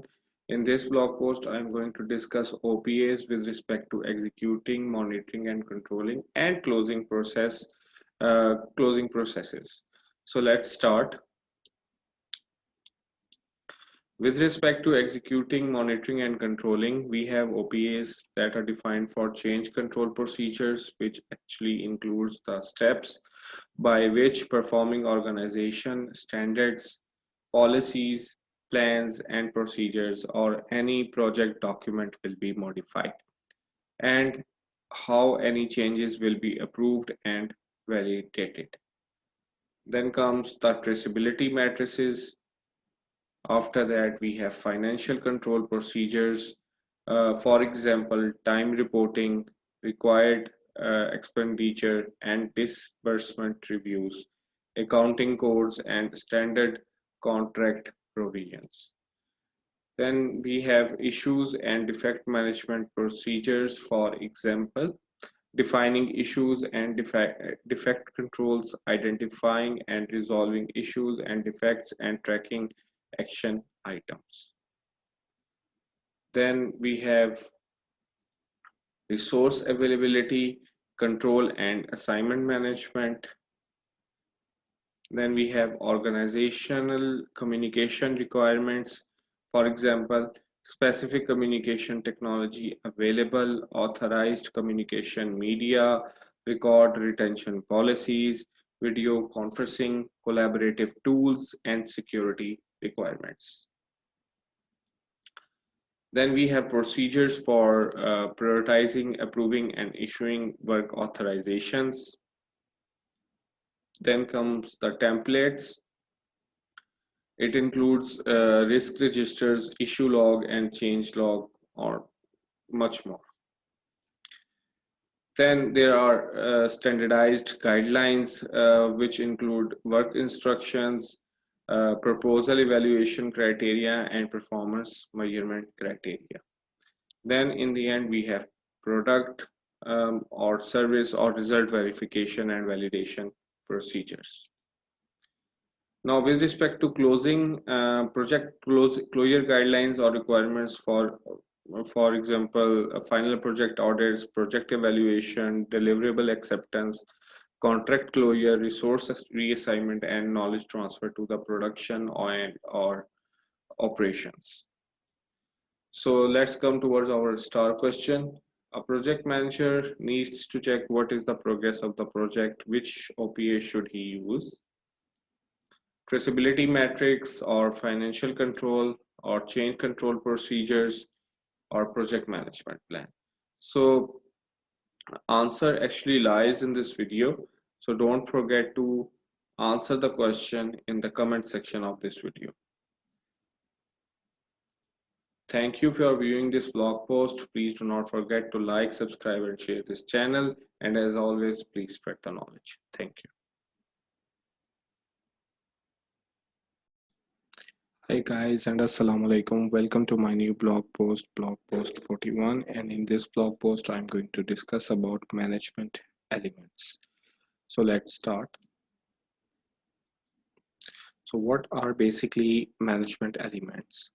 So management elements are the components that comprise the key functions or principles of general management in the organization.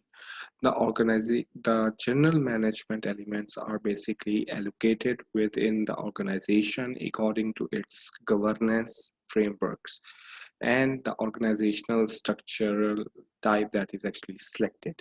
So the key functions or the principles of management include, but they are not limited to, division of work using specialized skills and availability to perform work, authority given to perform work, responsibility to perform work appropriately assigned based on such attributes as skill and experience. A discipline of action, for example, respect for authority, people, and rules. Unity of command, for example, only one person gives order for any action or activity to an individual. Unity of direction, it means one plan and one head for a group of activities with the same objective. Then general goals of the organization that take precedence over individual goals. Should be paid fairly for the work performed. Then optimal use of resources, clear communication channels, right materials to the right person for the right job at the right time, fair and equal treatment of people in the workplace, clear security of work positions, safety of people in the workplace, open contribution to planning and execution by each person, and optimal morale. So all in all, performance of these management elements are basically assigned to the selected individuals within the organization. These individuals may perform the noted functions within various organizational structure. For example, in a hierarchical structure, there are horizontal and vertical levels within the organization. These hierarchical levels range from the line management level through to the executive management level. The responsibility, accountability, and authority assigned to the hierarchical level indicate how the individual may perform the noted function within the organizational structure. With this, I conclude my blog post. Now coming towards our star question. So basically the question is, an organization has underpaid employees. Being project manager, what should be your stance about the employees' pay? So first option is they should be paid fairly, pay on time, go with the flow, negotiate. So the answer lies within the video. So please watch the video till the end and you will get the answer. And please do not forget to answer the question of this video in comment section. So thank you for viewing this blog post. Please do not forget to like, subscribe, and share this channel. And as always, please spread the knowledge. Thank you. Hi guys, and welcome to my new blog post 40. And in this blog post, I'm going to discuss about governance framework. So let's start. So basically, governance refer to the organizational or structural arrangements at all levels of an organization designed to determine and influence the behavior of the organizational members. Uh, so the concept of governance is actually a multidimensional concept which normally includes consideration of people, uh, their roles, their structures, and policies. And also, it requires providing the direction and oversight through the data and the feedback. So basically, governance is the framework within which authority is exercised in organization. This framework is includes, but it is not limited to rules, policies, procedures, norms, relationships, systems, and processes. So this framework basically influence how objectives of the organization are set, achieved, risk is actually monitored and assessed, and how performance can be optimized. So basically, when we talk about the project governance refers to the framework functions and processes that guide the project management activities in order to create a unique product, service, or result to meet organizational, strategic, and operational goals.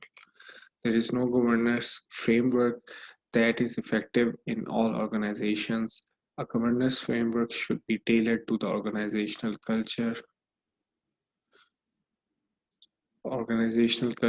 types of projects, and the needs of the organization in order to be effective. So with this, I conclude my governance framework blog. Now coming towards our star question, it is the responsibility of the project manager to tailor the governance framework. The tailoring might include tailoring of policies, norms, and rules, collaborative efforts, budgeting and scheduling, OPA, and EEF. Answer lies within this video, so please watch the full video. And thank you for viewing this blog post. Please do not forget to like, subscribe, and share this channel. And as always, please spread the knowledge. Thank you.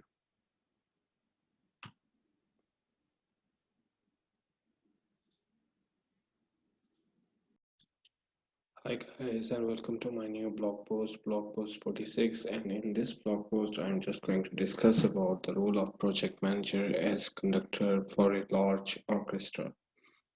So let's start, but before starting, please do not forget to subscribe, like, and share my YouTube channel, Yasir Fazal. And please do not forget to hit the bell icon so that you just get the latest updates as soon as I will upload the video.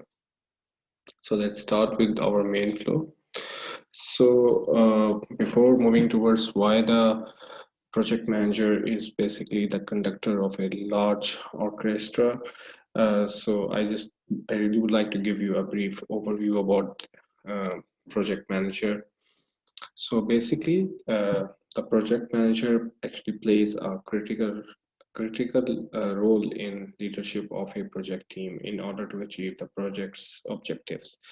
So this role is clearly visible throughout the project. Many project managers become involved in a project from its initiation through closing. However, in some organizations, a project manager may be involved in evaluation and in analysis activities prior to the project initiation. These activities may include consulting with executives and business unit leaders on ideas for advancing strategic objectives, improving organizational performances, or meeting customer needs. In some organizational settings, the project manager may also be called upon to manage or assist in business analysis, business case development, and aspects of portfolio management for a project. A project manager may also be involved in follow-on activities related to realizing business benefits from the project. So basically, the role of a project manager may vary from organization to organization. Ultimately, the project management role is tailored to fit the organization in the same way the project manager management processes are tailored to fit the project. Having said that, a simple analogy may help in understanding the role of a project manager for a large project by comparing them to the roles of a conductor for a large orchestra. So basically, there are three key roles uh, of being a conductor of a orchestra. So first one is actually membership and roles. So a large project and orchestra each comprise many members, each playing a different role. A large orchestra may have more than 100 musicians who are led by a conductor.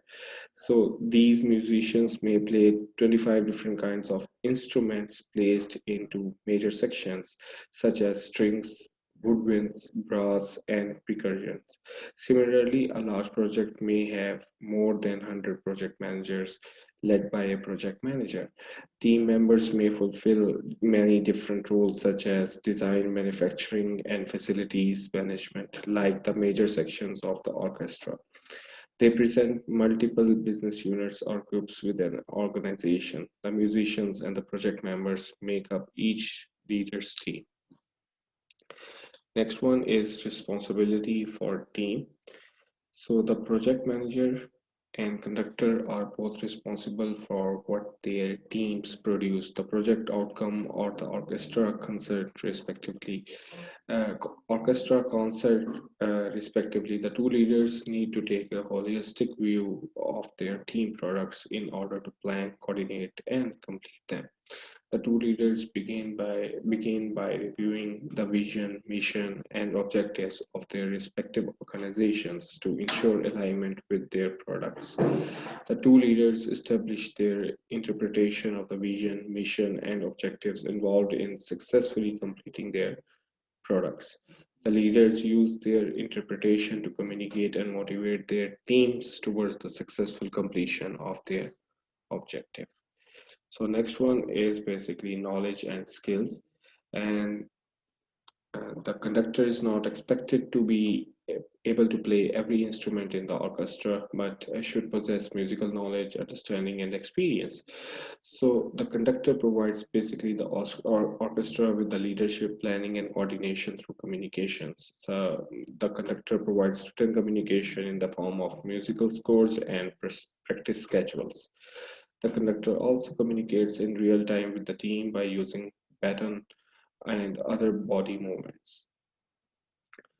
So same goes with the project manager, which is not who is actually not expected to perform every role in on the project, but should possess project management knowledge, technical knowledge, understanding, and experience. So the project manager provides the project team with leadership, planning, and coordination through communications. The project manager provides written communication, for example, documented plans, schedules, and communicates in real time with the team using meetings and verbal or non-verbal verbal cues. So with this, I would like to end the today's blog topic, which is project manager as a conductor of orchestra. So let's move towards our start question now. So the question is, the project manager provides the project team with the leadership, planning, and coordination through what? So first option is experience, communication is the second option, verbal cues, and the fourth one is meetings. So the answer lies within this video. So please do not forget to answer the option in the comment section of this video. And please do not forget to like, subscribe, and share this channel. And as always, please spread the knowledge. Thank you.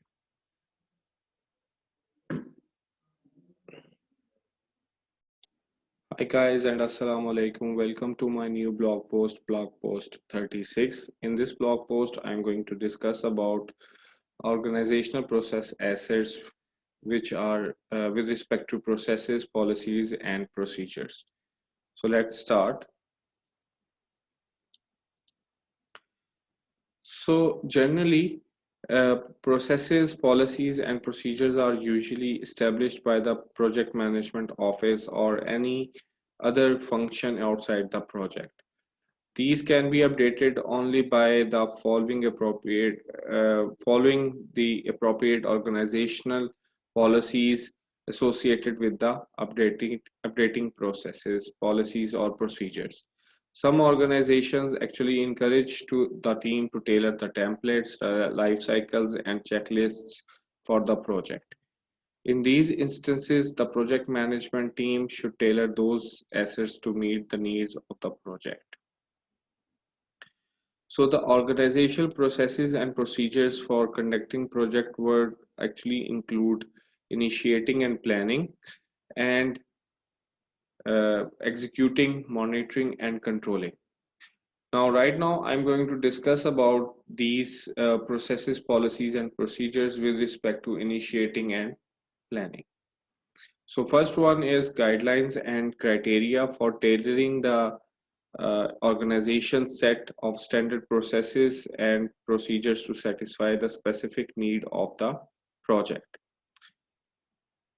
Then specific organizational standards such as policies, for example, human resources policies, health and safety policies, security and confidentiality policies, quality policies, procurement policies, and environmental policies.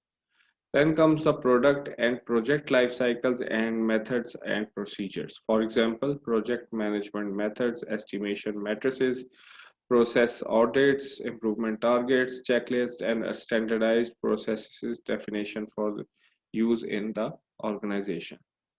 Then comes the templates, project management plan, project documents, project registers, report formats, contract template, risk categories, risk statement templates, probability and impact definitions, probability and impact matrices, and stakeholder register templates.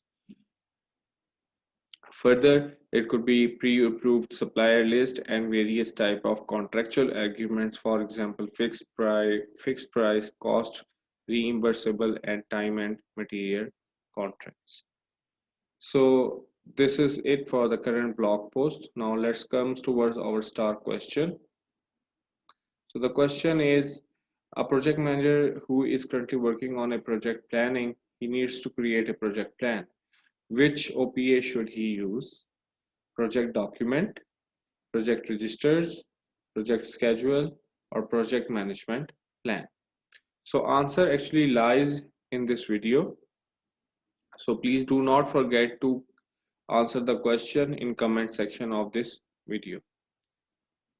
And thank you for viewing this blog post. Please do not forget to like, subscribe, and share this channel. And as always, please spread the knowledge. Thank you. Hi guys, and assalamu alaikum. Welcome to my new blog post 33. In this blog post, I'm going to discuss about enterprise and environmental factors, which are actually internal to the organization. So let's start. So basically, EEFs actually vary widely in type of nature with respect to internal to the organization, and they are organizational culture, structure, and governance. For example, including the vision, mission, beliefs, cultural norms, values, leadership style, hierarchy, and authority relationships. Organizational styles, ethics, and code of conduct. Then comes geographic distribution of facilities and resources. For example, factory locations, virtual teams, shared systems, and cloud computing. Then comes the infrastructure, and for example, existing facilities, equipment, organizational telecommunication channels, information technology, hardware, availability, and capacity. Then you can also include information technology software, for example, scheduling software tools, configuration management systems, web interfaces to other online automated systems, and work authorization systems. Then comes the resource availability, which example includes contracting and purchasing constraints, approved providers and subcontractors, and collaboration agreements. Then comes the employee capability. Example include existing human resources, expertise, skills, competencies, and specialized knowledge. So it is time for our star question. A project manager is working on a building a dam. He needs to recruit team across the nation, like engineers, logistics person, software operators, etc. He checks the existing force availability and capability. This is actually an example of what? Infrastructure, information technology software, resource availability, or employee capability. So the answer actually lies in this video. So please do not forget to answer the question in comment section of this video. And thanks for viewing. Thank you for viewing this blog post. Please do not forget to like, subscribe, and share this channel. And as always, please spread the knowledge. Thank you.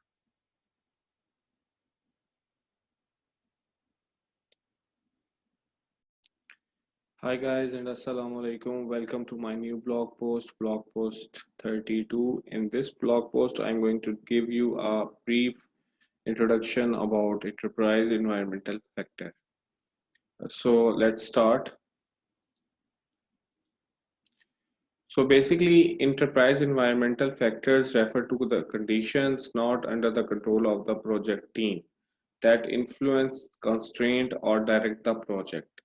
These conditions can be internal and or external to the organization. EEFs are considered as inputs to many project management processes, specifically for most planning processes. These factors may enhance or constrain the project management plan. In addition, these factors may have a positive or negative influence on the outcome. EEFs vary widely in type or nature. These factors needs to be considered if the project is to be effective. So this is all about enterprise environmental factors introduction. So let's move towards our star question. So EEF may have positive or negative impact on the project. So the options are true and false. So answer lies in this video, and please do not forget to answer the question in comment section of this video. So thank you for viewing this blog post. Please do not forget to like, subscribe, and share this channel. And as always, please spread the knowledge. Thank you. Hi guys, and assalamu alaikum. Welcome to my new blog post 18. And in today's blog post, I'm going to discuss about process groups. So let's start. So basically, a project management process group is a logical grouping of project management processes to achieve specific project objectives. Process groups are independent of project phases. Project management processes are grouped into 5 management process groups. So let us discuss them one by one. First one is initiating process group. Those processes performed to define a new project or new phase of an existing project by obtaining authorization to start the project or phase.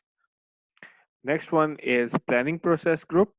Those processes required to establish the scope of project, refine the objectives, and define the course of action required to attain the objectives that the project was undertaken to achieve fell into planning process group. Next one is executing process group. Those processes performed to complete the work defined in the project management plan to satisfy the project requirements will fall executing process group. Next one is monitoring and controlling process group. Those processes that require to track, review, or and regulate the progress and the performance of the project. Identify any areas in which changes to the plan are required and initiate the corresponding changes. Fell into monitoring and controlling process group. Fifth one is closing plus process group. Those processes performed to formally complete or close the project, phase, or contract. In case of failure or success, will fall into closing of the process group. So basically, process flow diagrams are used throughout uh, my lectures in the future. The project management processes are linked by specific inputs and outputs, which I have discussed in my previous backlog, um, my blog post number 17, um, where the result or an outcome of the one process may become the input to another process. That is actually not necessary in the same process group, right? So I hope so you have understood the concept of process groups with respect to project management. So let us discuss our today's star question. So here's the question. You have joined a company as a project manager. You have assigned with the task of controlling from company's senior management. Which process group are you falling in? So first one is initiating, second choice is speaking, third choice is executing and controlling, fourth one is monitoring, and fifth one is monitoring and controlling, and sixth one is closing. So please answer the correct option in the comment box of this video. I hope so you have liked this video. Thank you for viewing this blog post. Please do not forget to like, subscribe, and share this channel. And as always, please spread the knowledge. Thank you. Hi guys and assalamu alaikum. Welcome to my new blog post 19. And in today's blog post, I'm going to discuss about knowledge areas related to project management. This blog post is not going to be very explanatory about the knowledge areas, and in future blog post I'm going to discuss these knowledge areas in more elaborative and explanatory manner. So let us start. So in addition to process group, processes are also categorized by knowledge areas, and a knowledge area is an identified area of project management defined by its knowledge requirements and described in terms of its component, processes, practices, inputs, outputs, tools, and techniques. Although knowledge areas are interrelated, they are defined separately from project management perspective. So there are basically 10 knowledge areas that are identified and used in most of the projects most of the time. So let us discuss them one by one. So the first one is project integration management. This knowledge area basically includes the processes and activities to identify, define, combine, unify, and coordinate the various processes and activities within the project management process groups.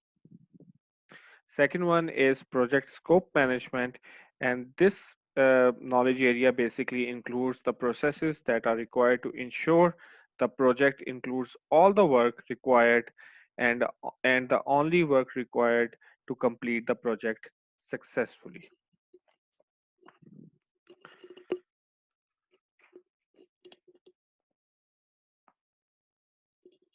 Our next process group is, knowledge area is project schedule management, and it includes the processes that are required to manage the timely completion of the projects. Next one is project cost management. It includes the processes involved in planning, estimating, budgeting, financing, funding, managing, and controlling costs, so the project can be completed within the approved budget. Fifth one is project quality management. It includes the processes for incorporating the organization's quality policy regarding planning, managing, controlling the project, and product quality requirements in order to meet the stakeholders' expectations. Sixth one is project resource management. It includes the processes to identify, acquire, and manage the resources needed for the successful completion of the project. Then there's a project communication management. It includes the processes required to ensure timely and appropriate planning, collection, creation, distribution, storage, retrieval, management control, monitoring, and ultimate disposition of the project information. Then there is a project risk management. It includes the processes of conducting risk management planning, identification, analysis, response planning, response implementation, and monitoring risk on a project. Ninth one is project procurement management, and this knowledge area deals in processes that are necessary to purchase or acquire products, services, or results needed from the outside the project team. Then there is a project stakeholder management. It includes the processes required to identify the people, groups, or organizations that could impact or be impacted by the project, to analyze stakeholder expectations and their impact on the project, and to develop appropriate management strategies for effectively engaging stakeholders in project decisions and execution. So the need of specific project may require one or more additional knowledge areas. For example, construction may require financial management or safety and health management. So I hope so. You have learned about the knowledge areas. So let us move towards our star question now. So here's the question. You have joined a company as a project manager.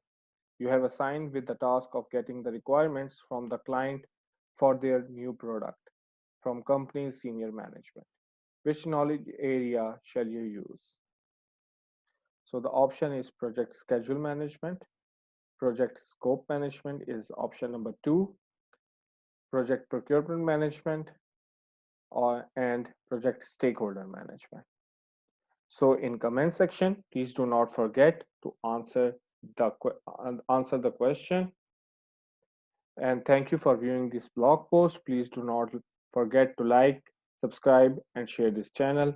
And as always, please spread the knowledge. Thank you.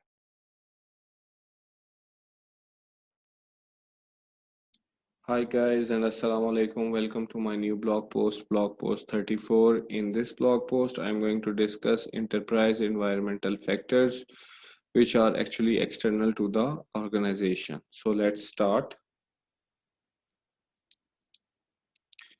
So basically, external environmental factors are following. First one is basically marketplace conditions. For example, competitors, market share, brand recognition, and trademarks. Then social and cultural influences and issues. For example, political climate, codes of conduct, ethics, and perceptions.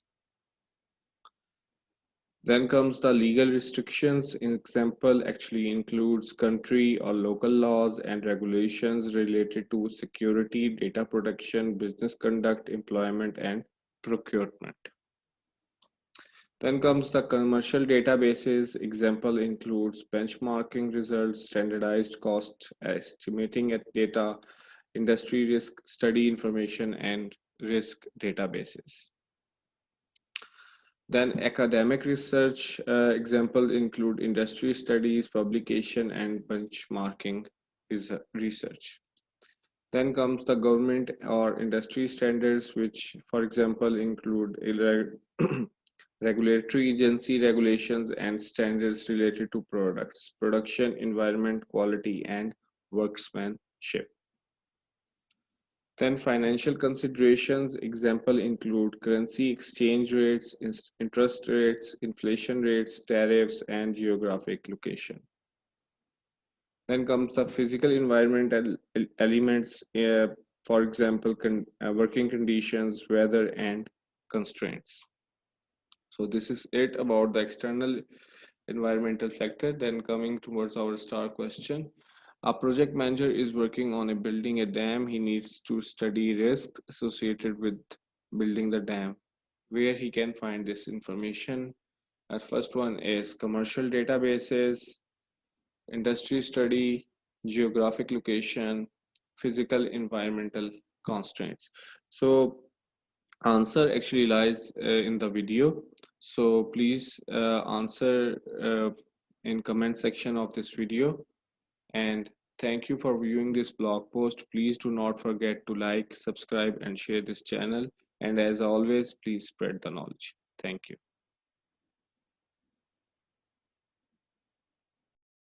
Hi guys and assalamu alaikum. Welcome to my new blog post 22. And in this blog post, I'm going to discuss about project management business documents. So let's start. So basically, being a project manager, you should know that project manager needs to ensure that the project management approach captures the intent of business documents. So there are basically two types of documents, and these two documents are interdependent and iteratively developed and maintained throughout the life cycle of project. So what are these documents? So the first document is business case, which is under the ownership of project sponsor. So what does this project business case document hold? Basically, it's a documented economic feasibility study used to establish the validity of the benefits of a selected component lacking sufficient definition, and that is used as a basis for the authorization of further project management activities. Second document is basically benefits management plan, and it is responsibility of project manager.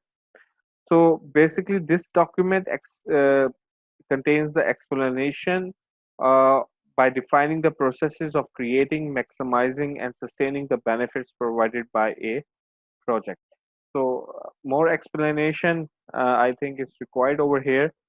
So basically, as we know that business case is the responsibility of a project sponsor. So the project sponsor is generally accountable for the development and maintenance of the project business case document.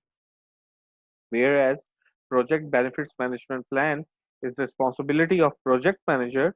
So the project manager is responsible for providing recommendation and oversight to keep the project business case, project management plan, project charter, and project benefits management plan success measures in alignment with another and with the goals and objectives of the organization. Here you should keep in this thing in your mind that the project managers should appropriately tailor the noted project management documents for their projects. In some organizations, the business case and benefits management plan are maintained at the program level. Project managers should work with the appropriate program managers to ensure the project management documents are aligned with the program documents. So this is all about the business documents that I have discussed over here again, which are business case and benefits management plan, and hopefully you have understood the concept. So let us start with our star question of the today. And the star question is, like, you're a project manager of a certain organization and the management has assigned you on a certain project. So for that certain project, you get a economic feasibility study, and what kind of document it could be. So the options are: number one, benefits management plan; cost management plan; project scope document; fourth one is business case. So please do not forget to uh, answer the question in the comment section of this video. And thank you for viewing this blog post. Please do not forget to like, subscribe, and share this channel. And as always, please spread the knowledge. Thank you.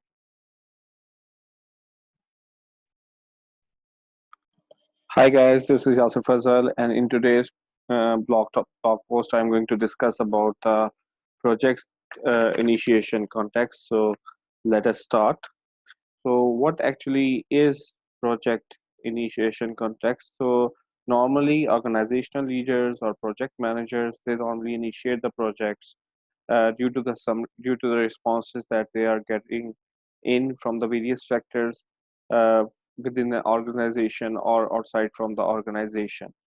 There are basically four fundamental categories with respect to these factors.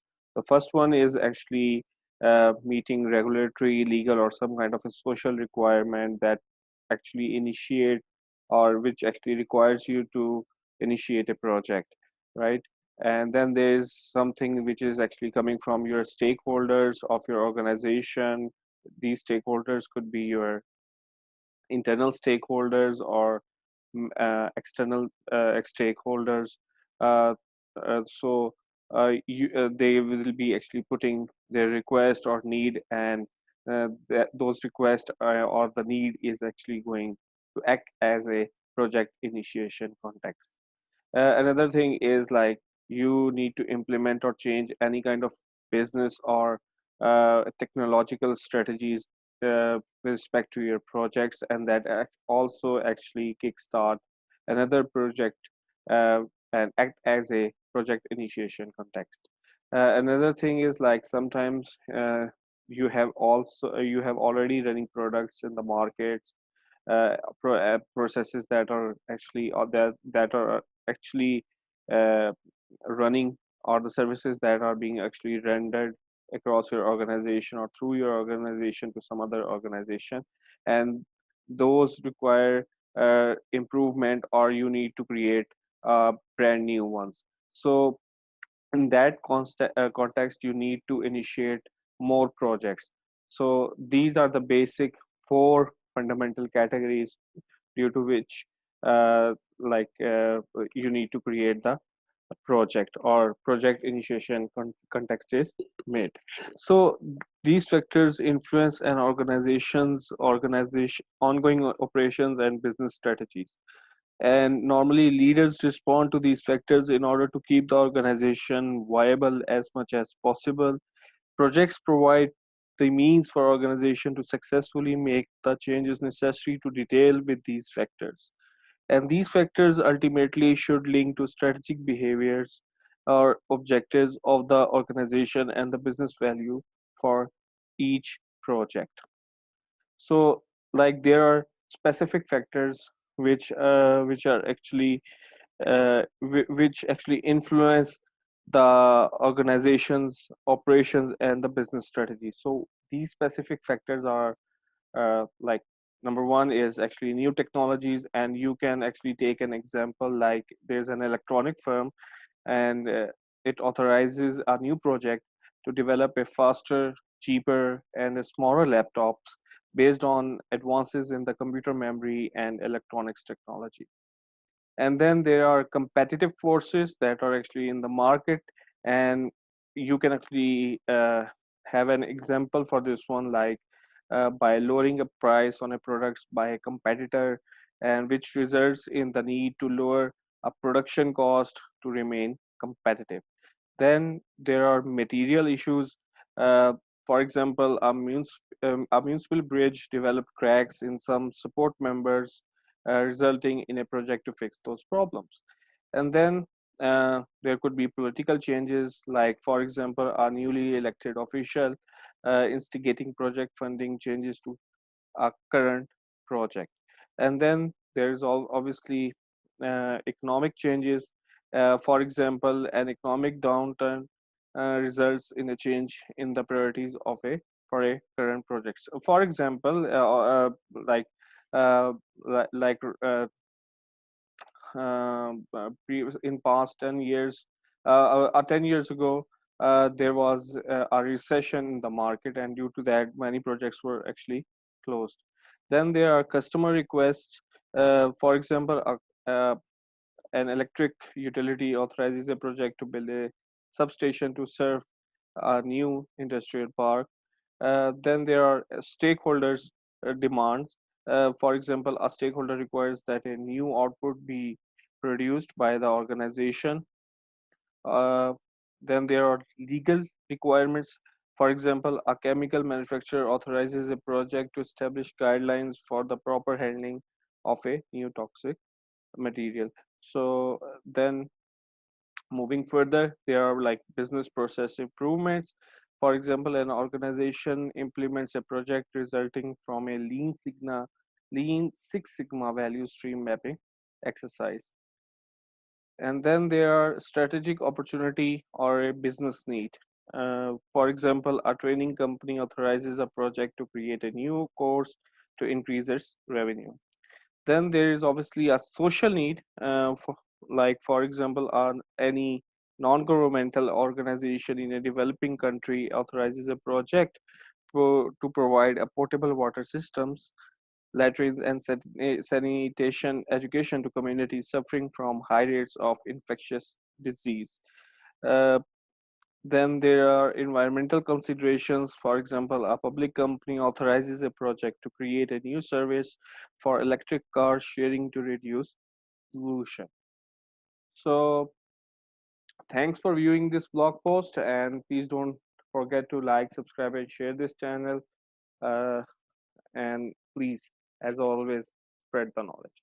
Thank you. Bye bye.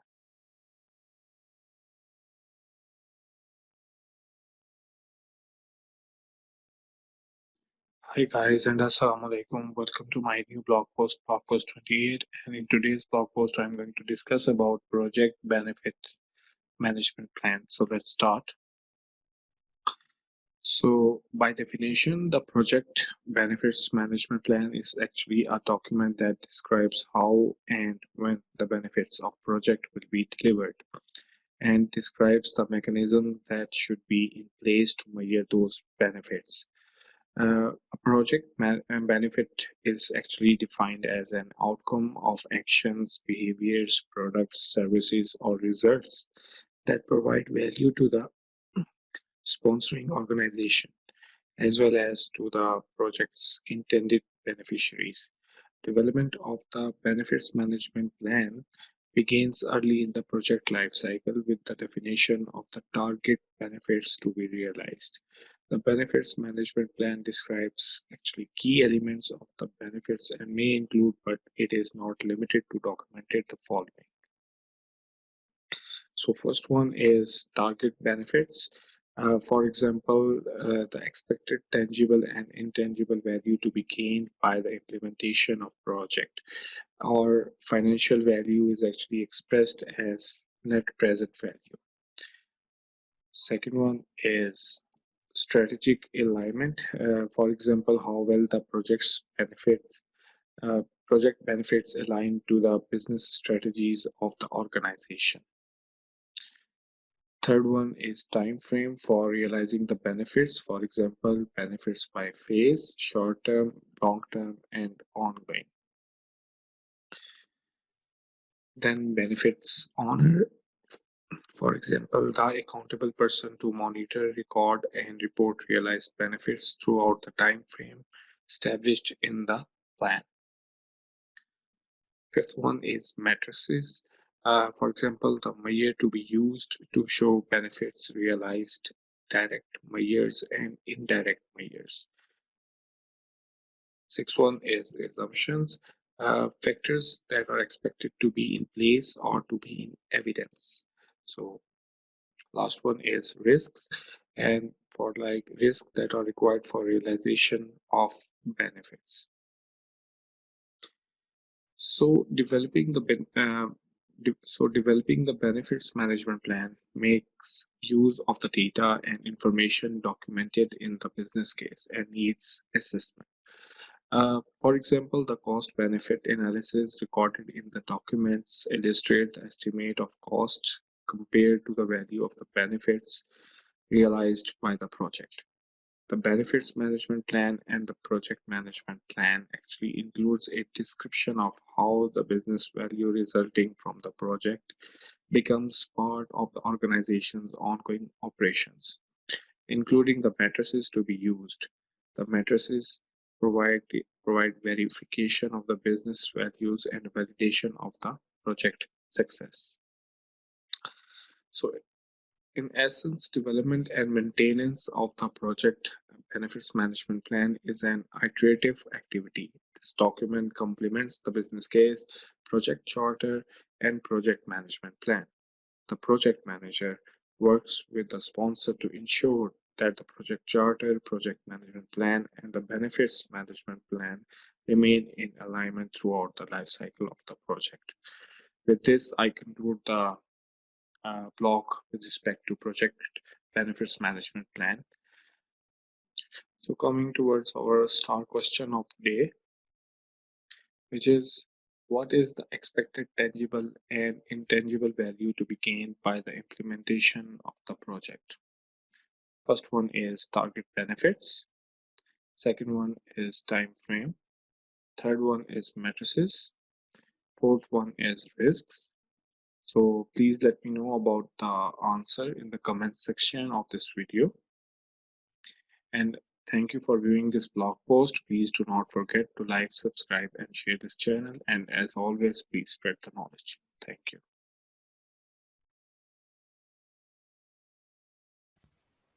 Hi and Assalamu alaikum guys. My name is Yasir Fazal, and in today's project management knowledge broadcast, I'm going to discuss about how projects actually drive the change. So let us start this session. In order to grasp the concept of driving the change, we can utilize the following diagram. So first thing first, every organization have some kind of business value, and organizations thrive to increase that business value. That business value will always be increased with respect to time. At any given point, organization has some sort of state, and that state can be named as a current state. Now, whenever an organization would like to increase its business value, it means that they want to achieve some kind of futuristic state. In order to achieve the futuristic state or a future state, organization will initiate some kind of a project, which will drive the change from the current state to the future state. In these projects, lots of project activities will be performed, and after the successful completion of those activities, project will be closed with a successful achievement of a futuristic state. I am hopeful like you guys have now understood the concept of projects as a drive changers. Please do like my video. Please do like my channel. Please please join my WhatsApp group. Please join my Facebook Facebook page. Thank you.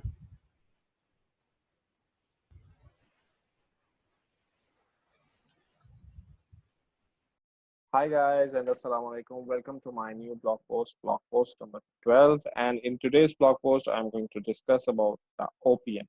OPM is an abbreviation of Organizational Project Management.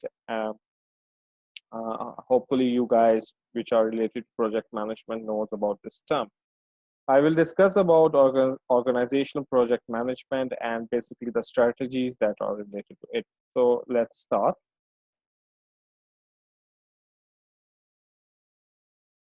So I'm going to give you the basic overview of the organizational project management through this picture. Basically, this picture has strategy, portfolio, programs and projects, and operations. and they are actually interlinked, and then they are circularly related to each other, and then they also create a cycle, right? So first, as you know, that portfolios, programs, and projects are basically aligned with or driven by your organizational strategy. So in order to contribute to the achievement of the strategic goals that are actually set by the organization.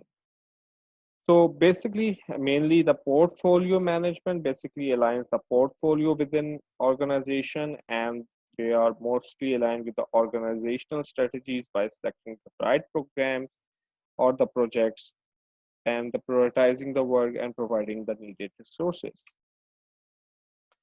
Then with respect to program management, basically program management harmonizes the key program components and basically controls the interdependencies between various projects, interrelated programs in order to realize the specific benefits. Whereas the project management actually enables the achievement of the organizational goals and objectives, right? So within portfolios or programs, projects are basically means of achieving the organizational goals and objectives. So basically, this is often accomplished in the context of strategic plan that is primarily the factor guiding investments in the project. Alignment with the organizational strategic business goals can be achieved through the systematic management of the portfolios, programs, and projects through the application of organizational project management or OPM. OPM is defined as a framework in which portfolio, program, and project management are integrated with organizational enablers in order to achieve strategic objectives. Basically, the purpose of OPM is to ensure that the organization undertakes the right projects and critically allocates the right resources. OPM also helps to ensure that all levels in the organization understand the strategic vision, the initiative that support the vision, the objectives, and deliverables. So basically, this is all about the OPM and the relation of OPM with the normal project management. So I hope so that you have understood this walkthrough for the OPM. And thank you for viewing this blog post. Please do not forget to like, subscribe, and share this channel. As always, please spread the knowledge. Thank you.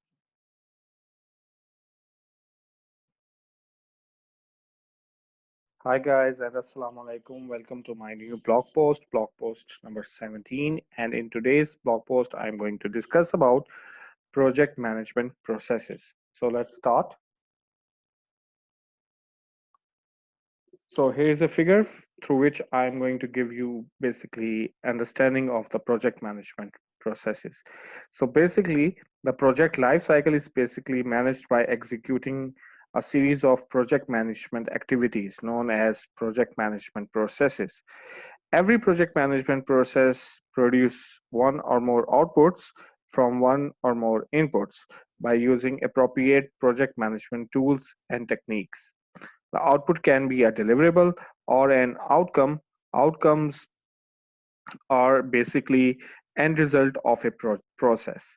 So here in this figure, you may see like there could be multiple inputs, and then these inputs are basically processed with respect to tools and techniques. They are right, and after that, certain output or the multiple outputs are provided.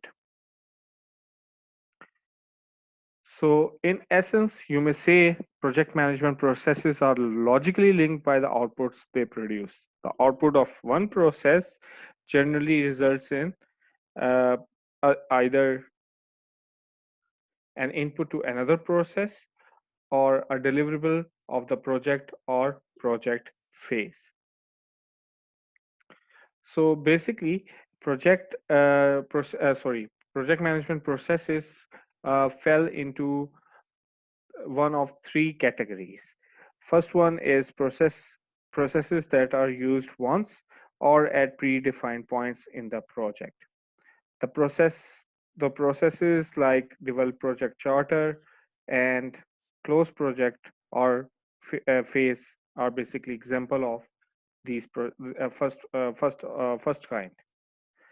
Then there is processes that are performed periodically or as needed. For example, acquiring resources is performed when there is a need for resource requirement, or you need to do the buy the you need to buy procurement, so you need to perform conduct procurement process as per your need. And then the third one is processes that are performed continuously and throughout the project.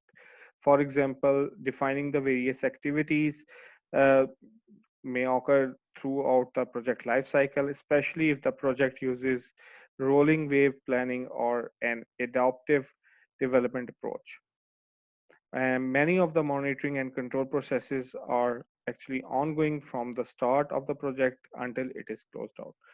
So project management is accomplished through the appropriate application and integration of the logically grouped project management processes, while there are different ways of grouping processes. So let's come towards our star question, and it is, you have joined a company as a project manager.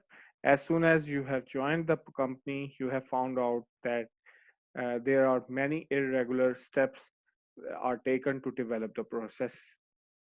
As a project management, what shall you do? The first one is create list of processes and let team know to follow them. Second one is end the project. Number third one is ask team members to follow your order. Fourth one is do analysis of work performance data to determine the next steps. Or fifth one is tell your boss that you need to restart the project from the scratch. So please do not forget to answer the question in the comment section of this video. And thank you for viewing this blog post. Please do not forget to like, subscribe, and share this channel. And as always, please spread the knowledge. Thank you. Hi and assalamu alaikum. Welcome to my new blog post number 30. And in today's blog post, I'm going to discuss about the key elements of project management. So let's start. So first come first is, what are these keys? So basically, project comprise of several keys that when effectively managed result in their successful completion. So these various keys are basically interrelated to one another during the management of a project. So first key is basically project life cycle. Basically, project life cycle is series of phases that a project passes through from its start to completion. So there are many life cycles. Uh, for example, predictive life cycle or incremental life cycle. Next one is basically project phase. Project phase is basically a collection of logically related project activities that accumulates in the completion of one or more deliverable. Then there is a phase gate. So basically, phase gate is basically a review point at the end of each phase in which a decision is made to continue to the next phase, to continue with a modification or a change, or to end that certain program or project. Then there is the fourth key is project management processes. So these are basically a very systematic series of activities directed towards causing an end result uh, where one or more inputs will be acting upon to create one or more outputs. After that, we have project management process groups. So basically, it's a logical grouping of a project management inputs, various tools, many techniques, and resulted resulted outputs. So the project management process groups basically includes initiating of the project, planning of the project, execution of the project, monitoring and controlling of the project, and in the end, in case of successful or a failure, closing of the project. So these groups are not basically project phases. Then there are the sixth key is the most important key, and which is project management knowledge areas. So basically, these are the identified areas of project management, and these are defined by its knowledge requirement and described in terms of its component processes, practices, inputs, output tools, and techniques.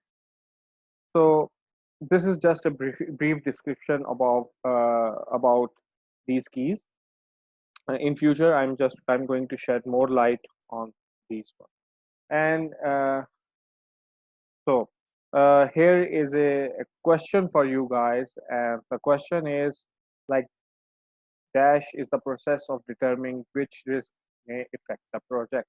So you have four choices. First one is quantitative assessment. Number two, plan risk-free management. Number three is basically identifying risk, and fourth one is all of the above. So please answer this question in the comment section of this video. And as always, thank you for viewing this blog post. Please do not forget to share, like, subscribe this channel, and as always, please spread the knowledge. Thank you. Hi and assalamu alaikum guys. My name is Yasir Masood Fazal. I have started a new broadcast related to project management. In these broadcasts, you will get to know about key practices, knowledge areas, principles, tools, and technologies related to project management. This is the blog post 0 and it is related to my introduction. So let's start. Here is a brief introduction about myself related to my educational background. I have earned the degree of MBA Finance from a very prestigious university of Pakistan, IBA Punjab University. I have also done bachelor's in computer sciences from Punjab University College of Information Technology. I am also a PM by PMP certified professional, and I have I am also a Microsoft certified professional in SQL Server technologies. Here's a brief introduction about my professional experience. It's in a summarized view. Right now, I am a senior consultant at Core Data. Previously, I worked as a head of product development in Epstal Technologies. We were actually building software, retail software products. Before that, I was working as a cloud-based product manager, and before that, I was actually working as a principal business intelligence software engineer at Soliton Technologies. And before that, I was working as an analyst in Resource Group, TRG, which is one of the best companies here at Pakistan when it comes to work in an IT-based company. So I am. So this was my brief introduction. In coming blog post, you will get to know about project management. You can also join my project management group, and the link of this group is actually provided in description tab. You can also join my Facebook page, and also you can subscribe to my YouTube channel. Please do like it, do share the posts, and spread the knowledge. Goodbye and Allah Hafiz. Thank you so much. Hi guys, and assalamu alaikum. Welcome to my new blog post. 2023, and in this blog post I'm going to discuss about connection between business documents and project lifecycle. So let's start. So when we need to discuss about the interrelationship between the business documents and the project lifecycle, we need to understand this following workflow that I'm going to showcase over here. So first we need to do before even starting the project, we need to do some pre-project work, and right after that we need to go for starting the project.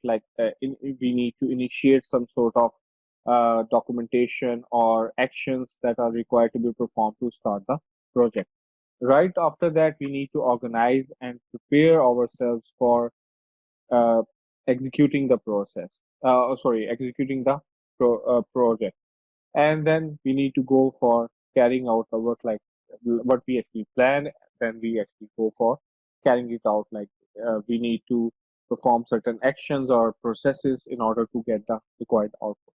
And then we need to go for the completion of the project. Either it could be successful or a failure, uh, but in any case we need to complete the project. So these 4 points: starting the project, organizing and preparing and carrying out the work, and completing the project. This is called the project life cycle. And this can be any iterative model, or any mixed mode model, or some kind of a sequential model of the project life cycle, right? So during every project life cycle, you need to go through different phases.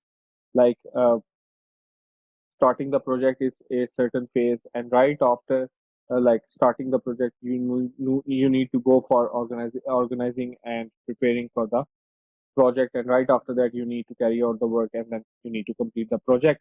So all of these are basically phases, and these are generic phases. It doesn't mean like these are the static ones. You can actually define your own. At the end of every phase, you need to define a phase date.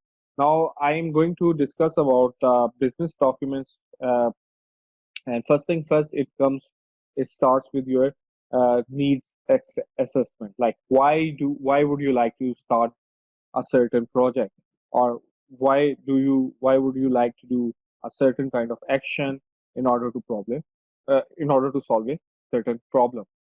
So first thing first, that in order to right before executing the project, you need to go for some pre-project work, and it starts with your needs assessment.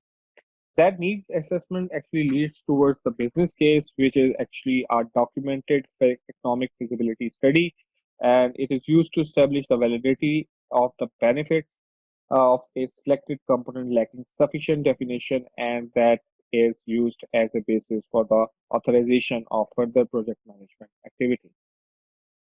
Along with the business case document, you need to go for benefits management plan, and it goes both ways. Like, once you will actually develop a business case, then you will actually go ahead and go for benefits management plan, and it will be an iterative work. So basically, benefits management plan is the documented explanation defining the processes for creating, maximizing, and sustaining the benefits provided by a certain project. Once this is completed, you go for writing the project charter. We will discuss project charter in future in detail, but project charter is actually a small document in which you can give a very small scale definition of a project along with the resources, any intended budget or baseline budget, something like that. So it is just a summary of a project that is actually required to be carried out. Once the project charter is approved, you go for planning process, and you need to create a project management plan. And when we talk about project management plan, there are lots of project management plans, and through various planning processes, you actually create a project management plan. For example, you need to create a scope management plan, you need to create a product cost management plan, quality assurance management plan, and so on and so forth. Once the planning is completed, you go for execution. Like what you have actually planned, you then actually go ahead and uh, execute the processes which are required to uh, solve your need, right? And along with the execution, you actually go for monitoring and controlling the process, like what is actually planned and what is actually under development or under execution. Is it aligned with that? If not, then what kind of corrective measures that are required to be taken, and then you need to uh, re-execute them, or it is quite possible like you need to replan something, and then you need to go on and do go through the execution process again and again, right? So once uh, the monitoring and controlling process is successfully completed, so the closing process actually comes right after monitoring and controlling process, because it tells you like if the project is uh, failed or successful. Okay, now coming towards our star question. So question is, before making a project management plan, a project manager should have a project charter. In order to make project charter, a project manager should always have number one, need access assessment document, business case, benefits management plan, all three of them at the same time. So please do not forget to uh, answer the question in comment section of this video. And thank you for viewing this blog post. Please do not forget to like, subscribe, and share this channel. And as always, please spread the knowledge. Hi guys and Assalamu alaikum. My name is Yasir Fazal, and in today's project management knowledge broadcast, I'm going to discuss about how business value is created through projects. So let's start. So what actually is business value? By the definition, business value is considered the return in the form of elements such as time, money, goods, or intangibles. For example, goodwill. We can easily understand how the project creates the business value through this example. Let us consider that there is a company ABC who is mastered at building a train. Thus, there is a requirement for engineering a train. Company initiated a project in order to build that train. After successful completion of this project, as a result, train is engineered, thus creating some core business values. For example, increase in cash flows, profitability for the company when the train will be in operational form, time optimization of the passengers' travel, increase in goodwill and public relations due to exceptional service by train. So here at this slide, there are few examples that are for tangible elements and intangible elements related to the business value. But remember, these are some and should not be considered as whole. So some tangible elements include monetary assets like cash, stockholder equity, and utilities, etc., etc. Intangible elements include goodwill, brand recognition, and public benefits, etc., etc. So I am hopeful that after listening to this blog, you will now understand that what actually is business value and how it is created through projects. Please do like my do like please do like this post, do subscribe my channel. Thank you so much. Take care. Bye bye. Allah Hafiz. Hi guys and assalamu alaikum. Welcome to my new blog post 27. And in today's blog post, I'm going to discuss about recommendation and evaluation with respect to business case. So let's start. So with respect to a business case, what there are actually four possibilities of recommendations. So recommendations could be a statement of the recommended option to pursue in the project. It may include some items within the statement, and but they are actually not limited to analysis of the potential option, constraints, assumptions, risks, and dependencies for the potential options, and various success measures.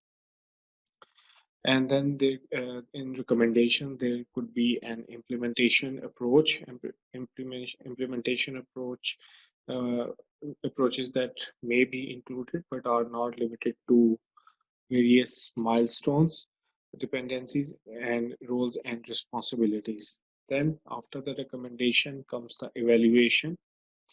Basically, evaluation is a statement which is actually describing the plan for measuring benefits the project will deliver. This should include any ongoing operational aspects of the recommended option beyond initial implementation.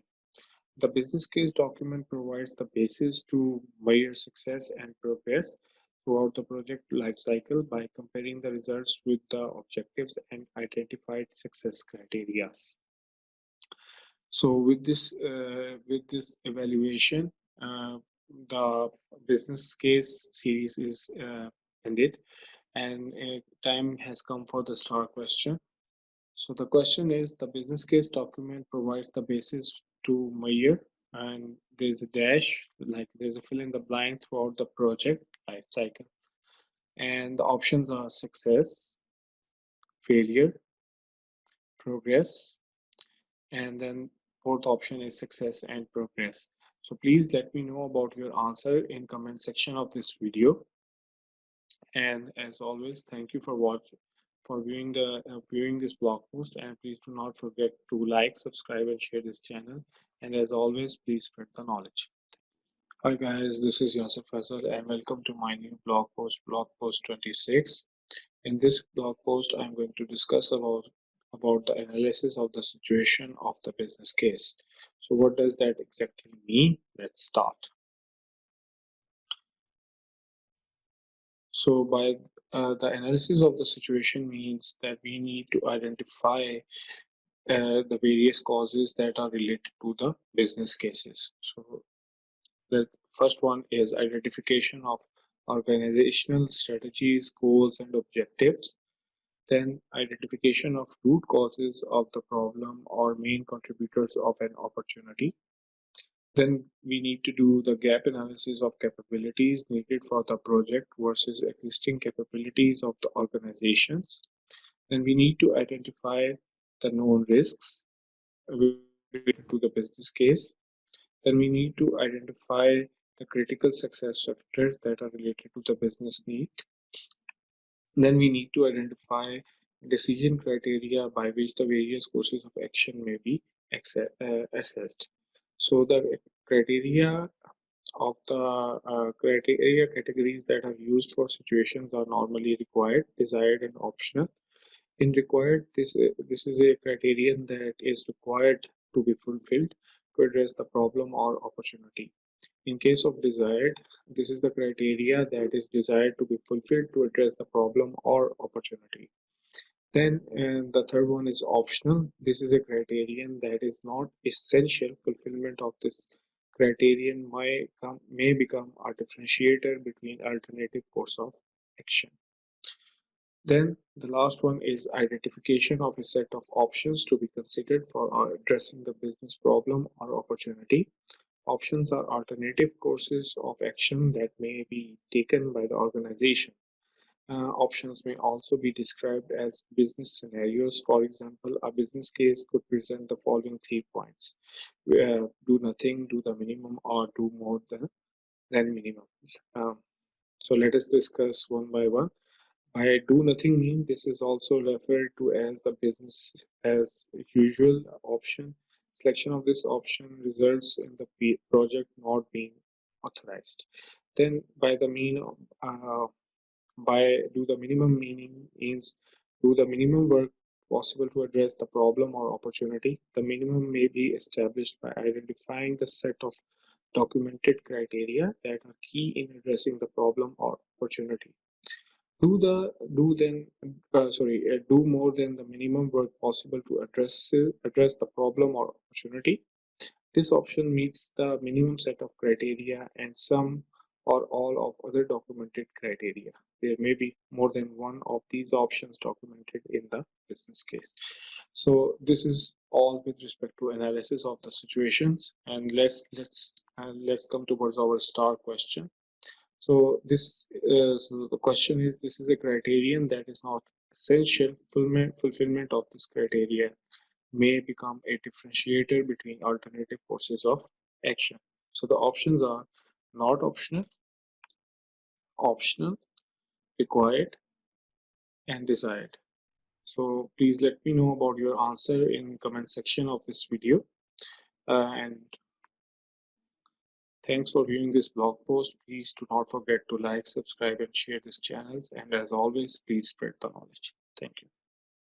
Hi guys and assalamu alaikum. Welcome to my new blog post 24. And in this blog post, I'm going to discuss about business case. This is going to be 5-part series, and in this first part, I am going to discuss about uh, giving you a basic definition about the business case. So let's start. It is actually the project business case is a documented economic feasibility study used to establish the validity of the benefit of a selected component lacking sufficient definition, and that is used as a basis for the authorization of further project management activities. The business case basically lists the objectives and reasons for a project initiation. It helps measure the project success at the end of the project against the project objectives. The project business case is a project business document that is used throughout the project lifecycle.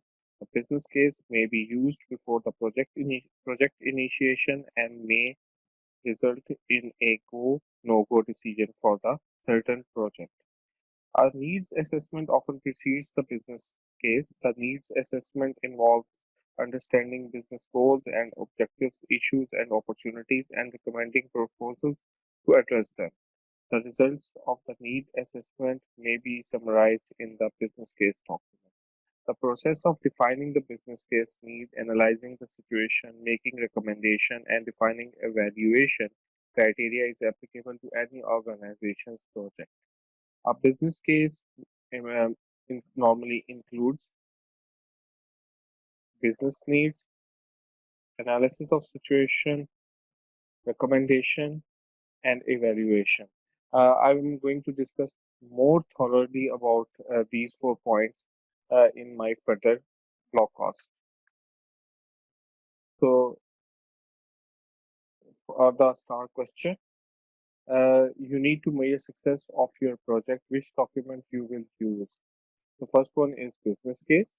Second one is stakeholder management. Third one is work performance report. Fourth one is your gut feeling. So please do not forget to answer the question in the comment section of this video. Thank you. And thank you for viewing this blog post. Please do not forget to like, subscribe, and share this channel. And as always, please spread the knowledge. Thank you.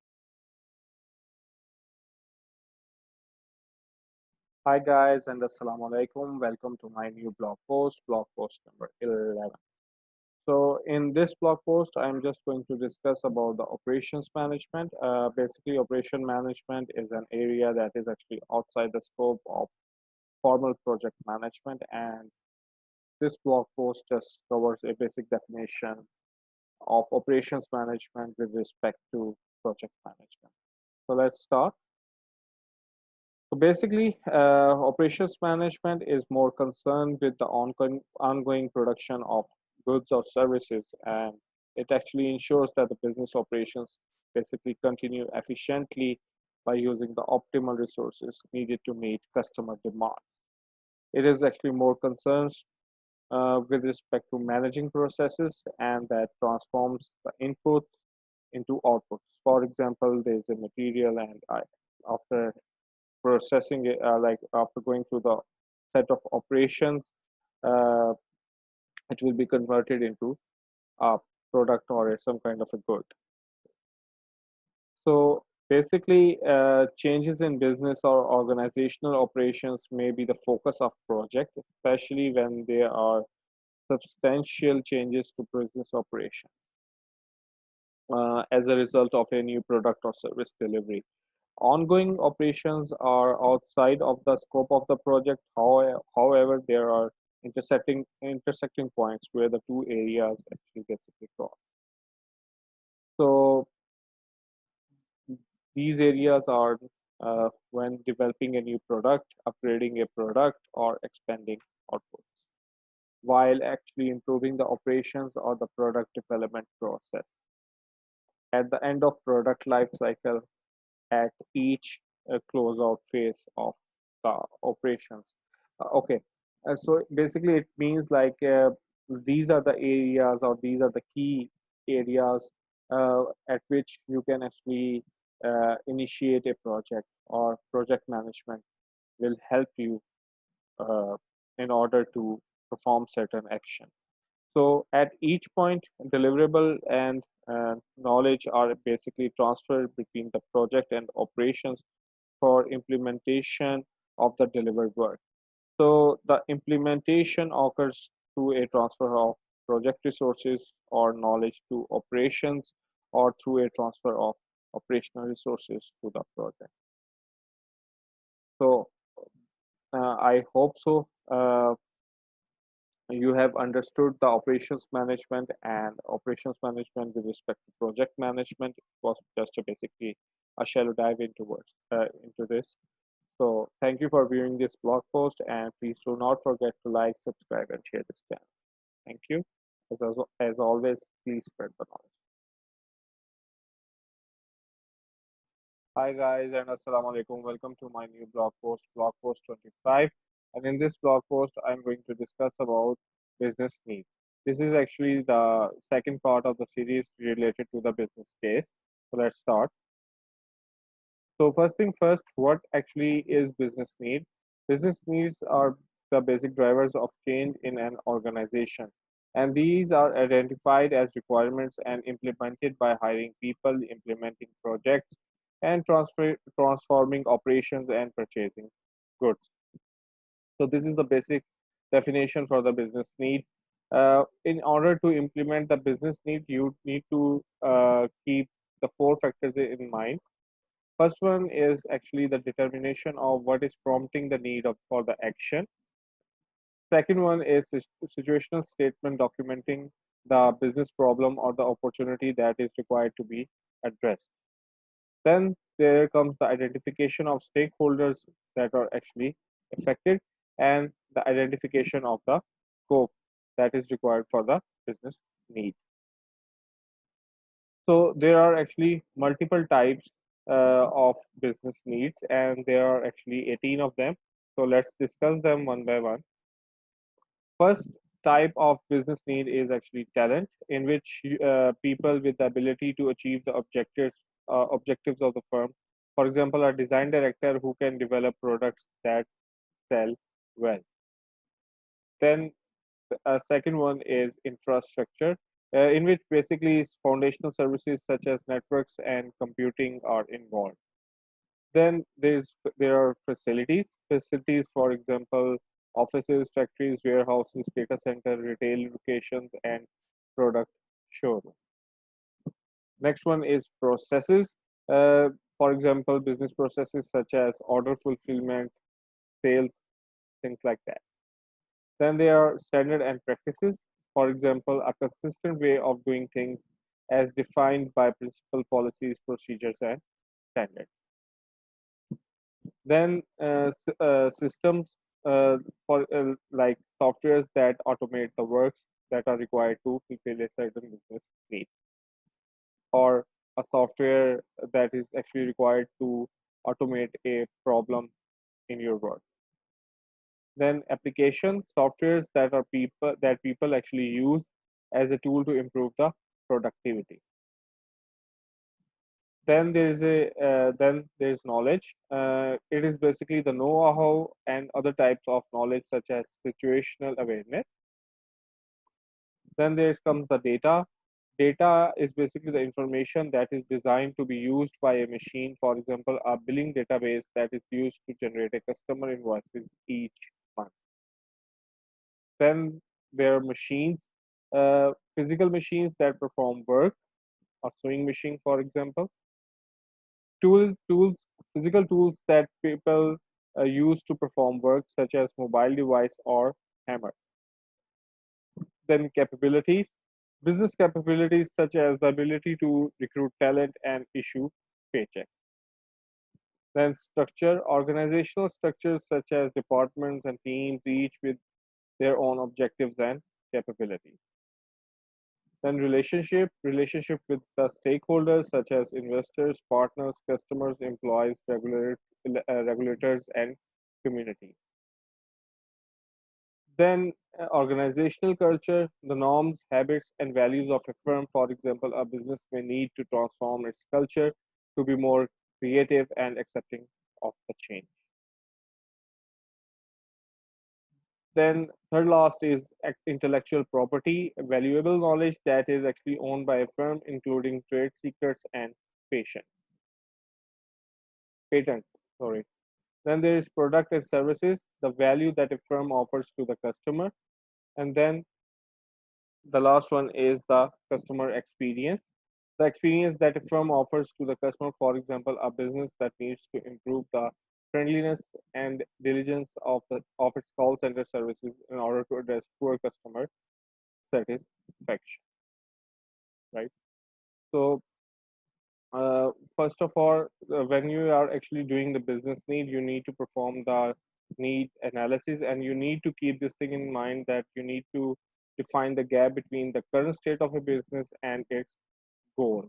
And while you are actually doing the need analysis, you need to keep in mind like what are the goals, what are the requirements, how what kind of goods are actually required, talents that is required, what are the objectives, or um, any attribute which I have mentioned earlier in this slide.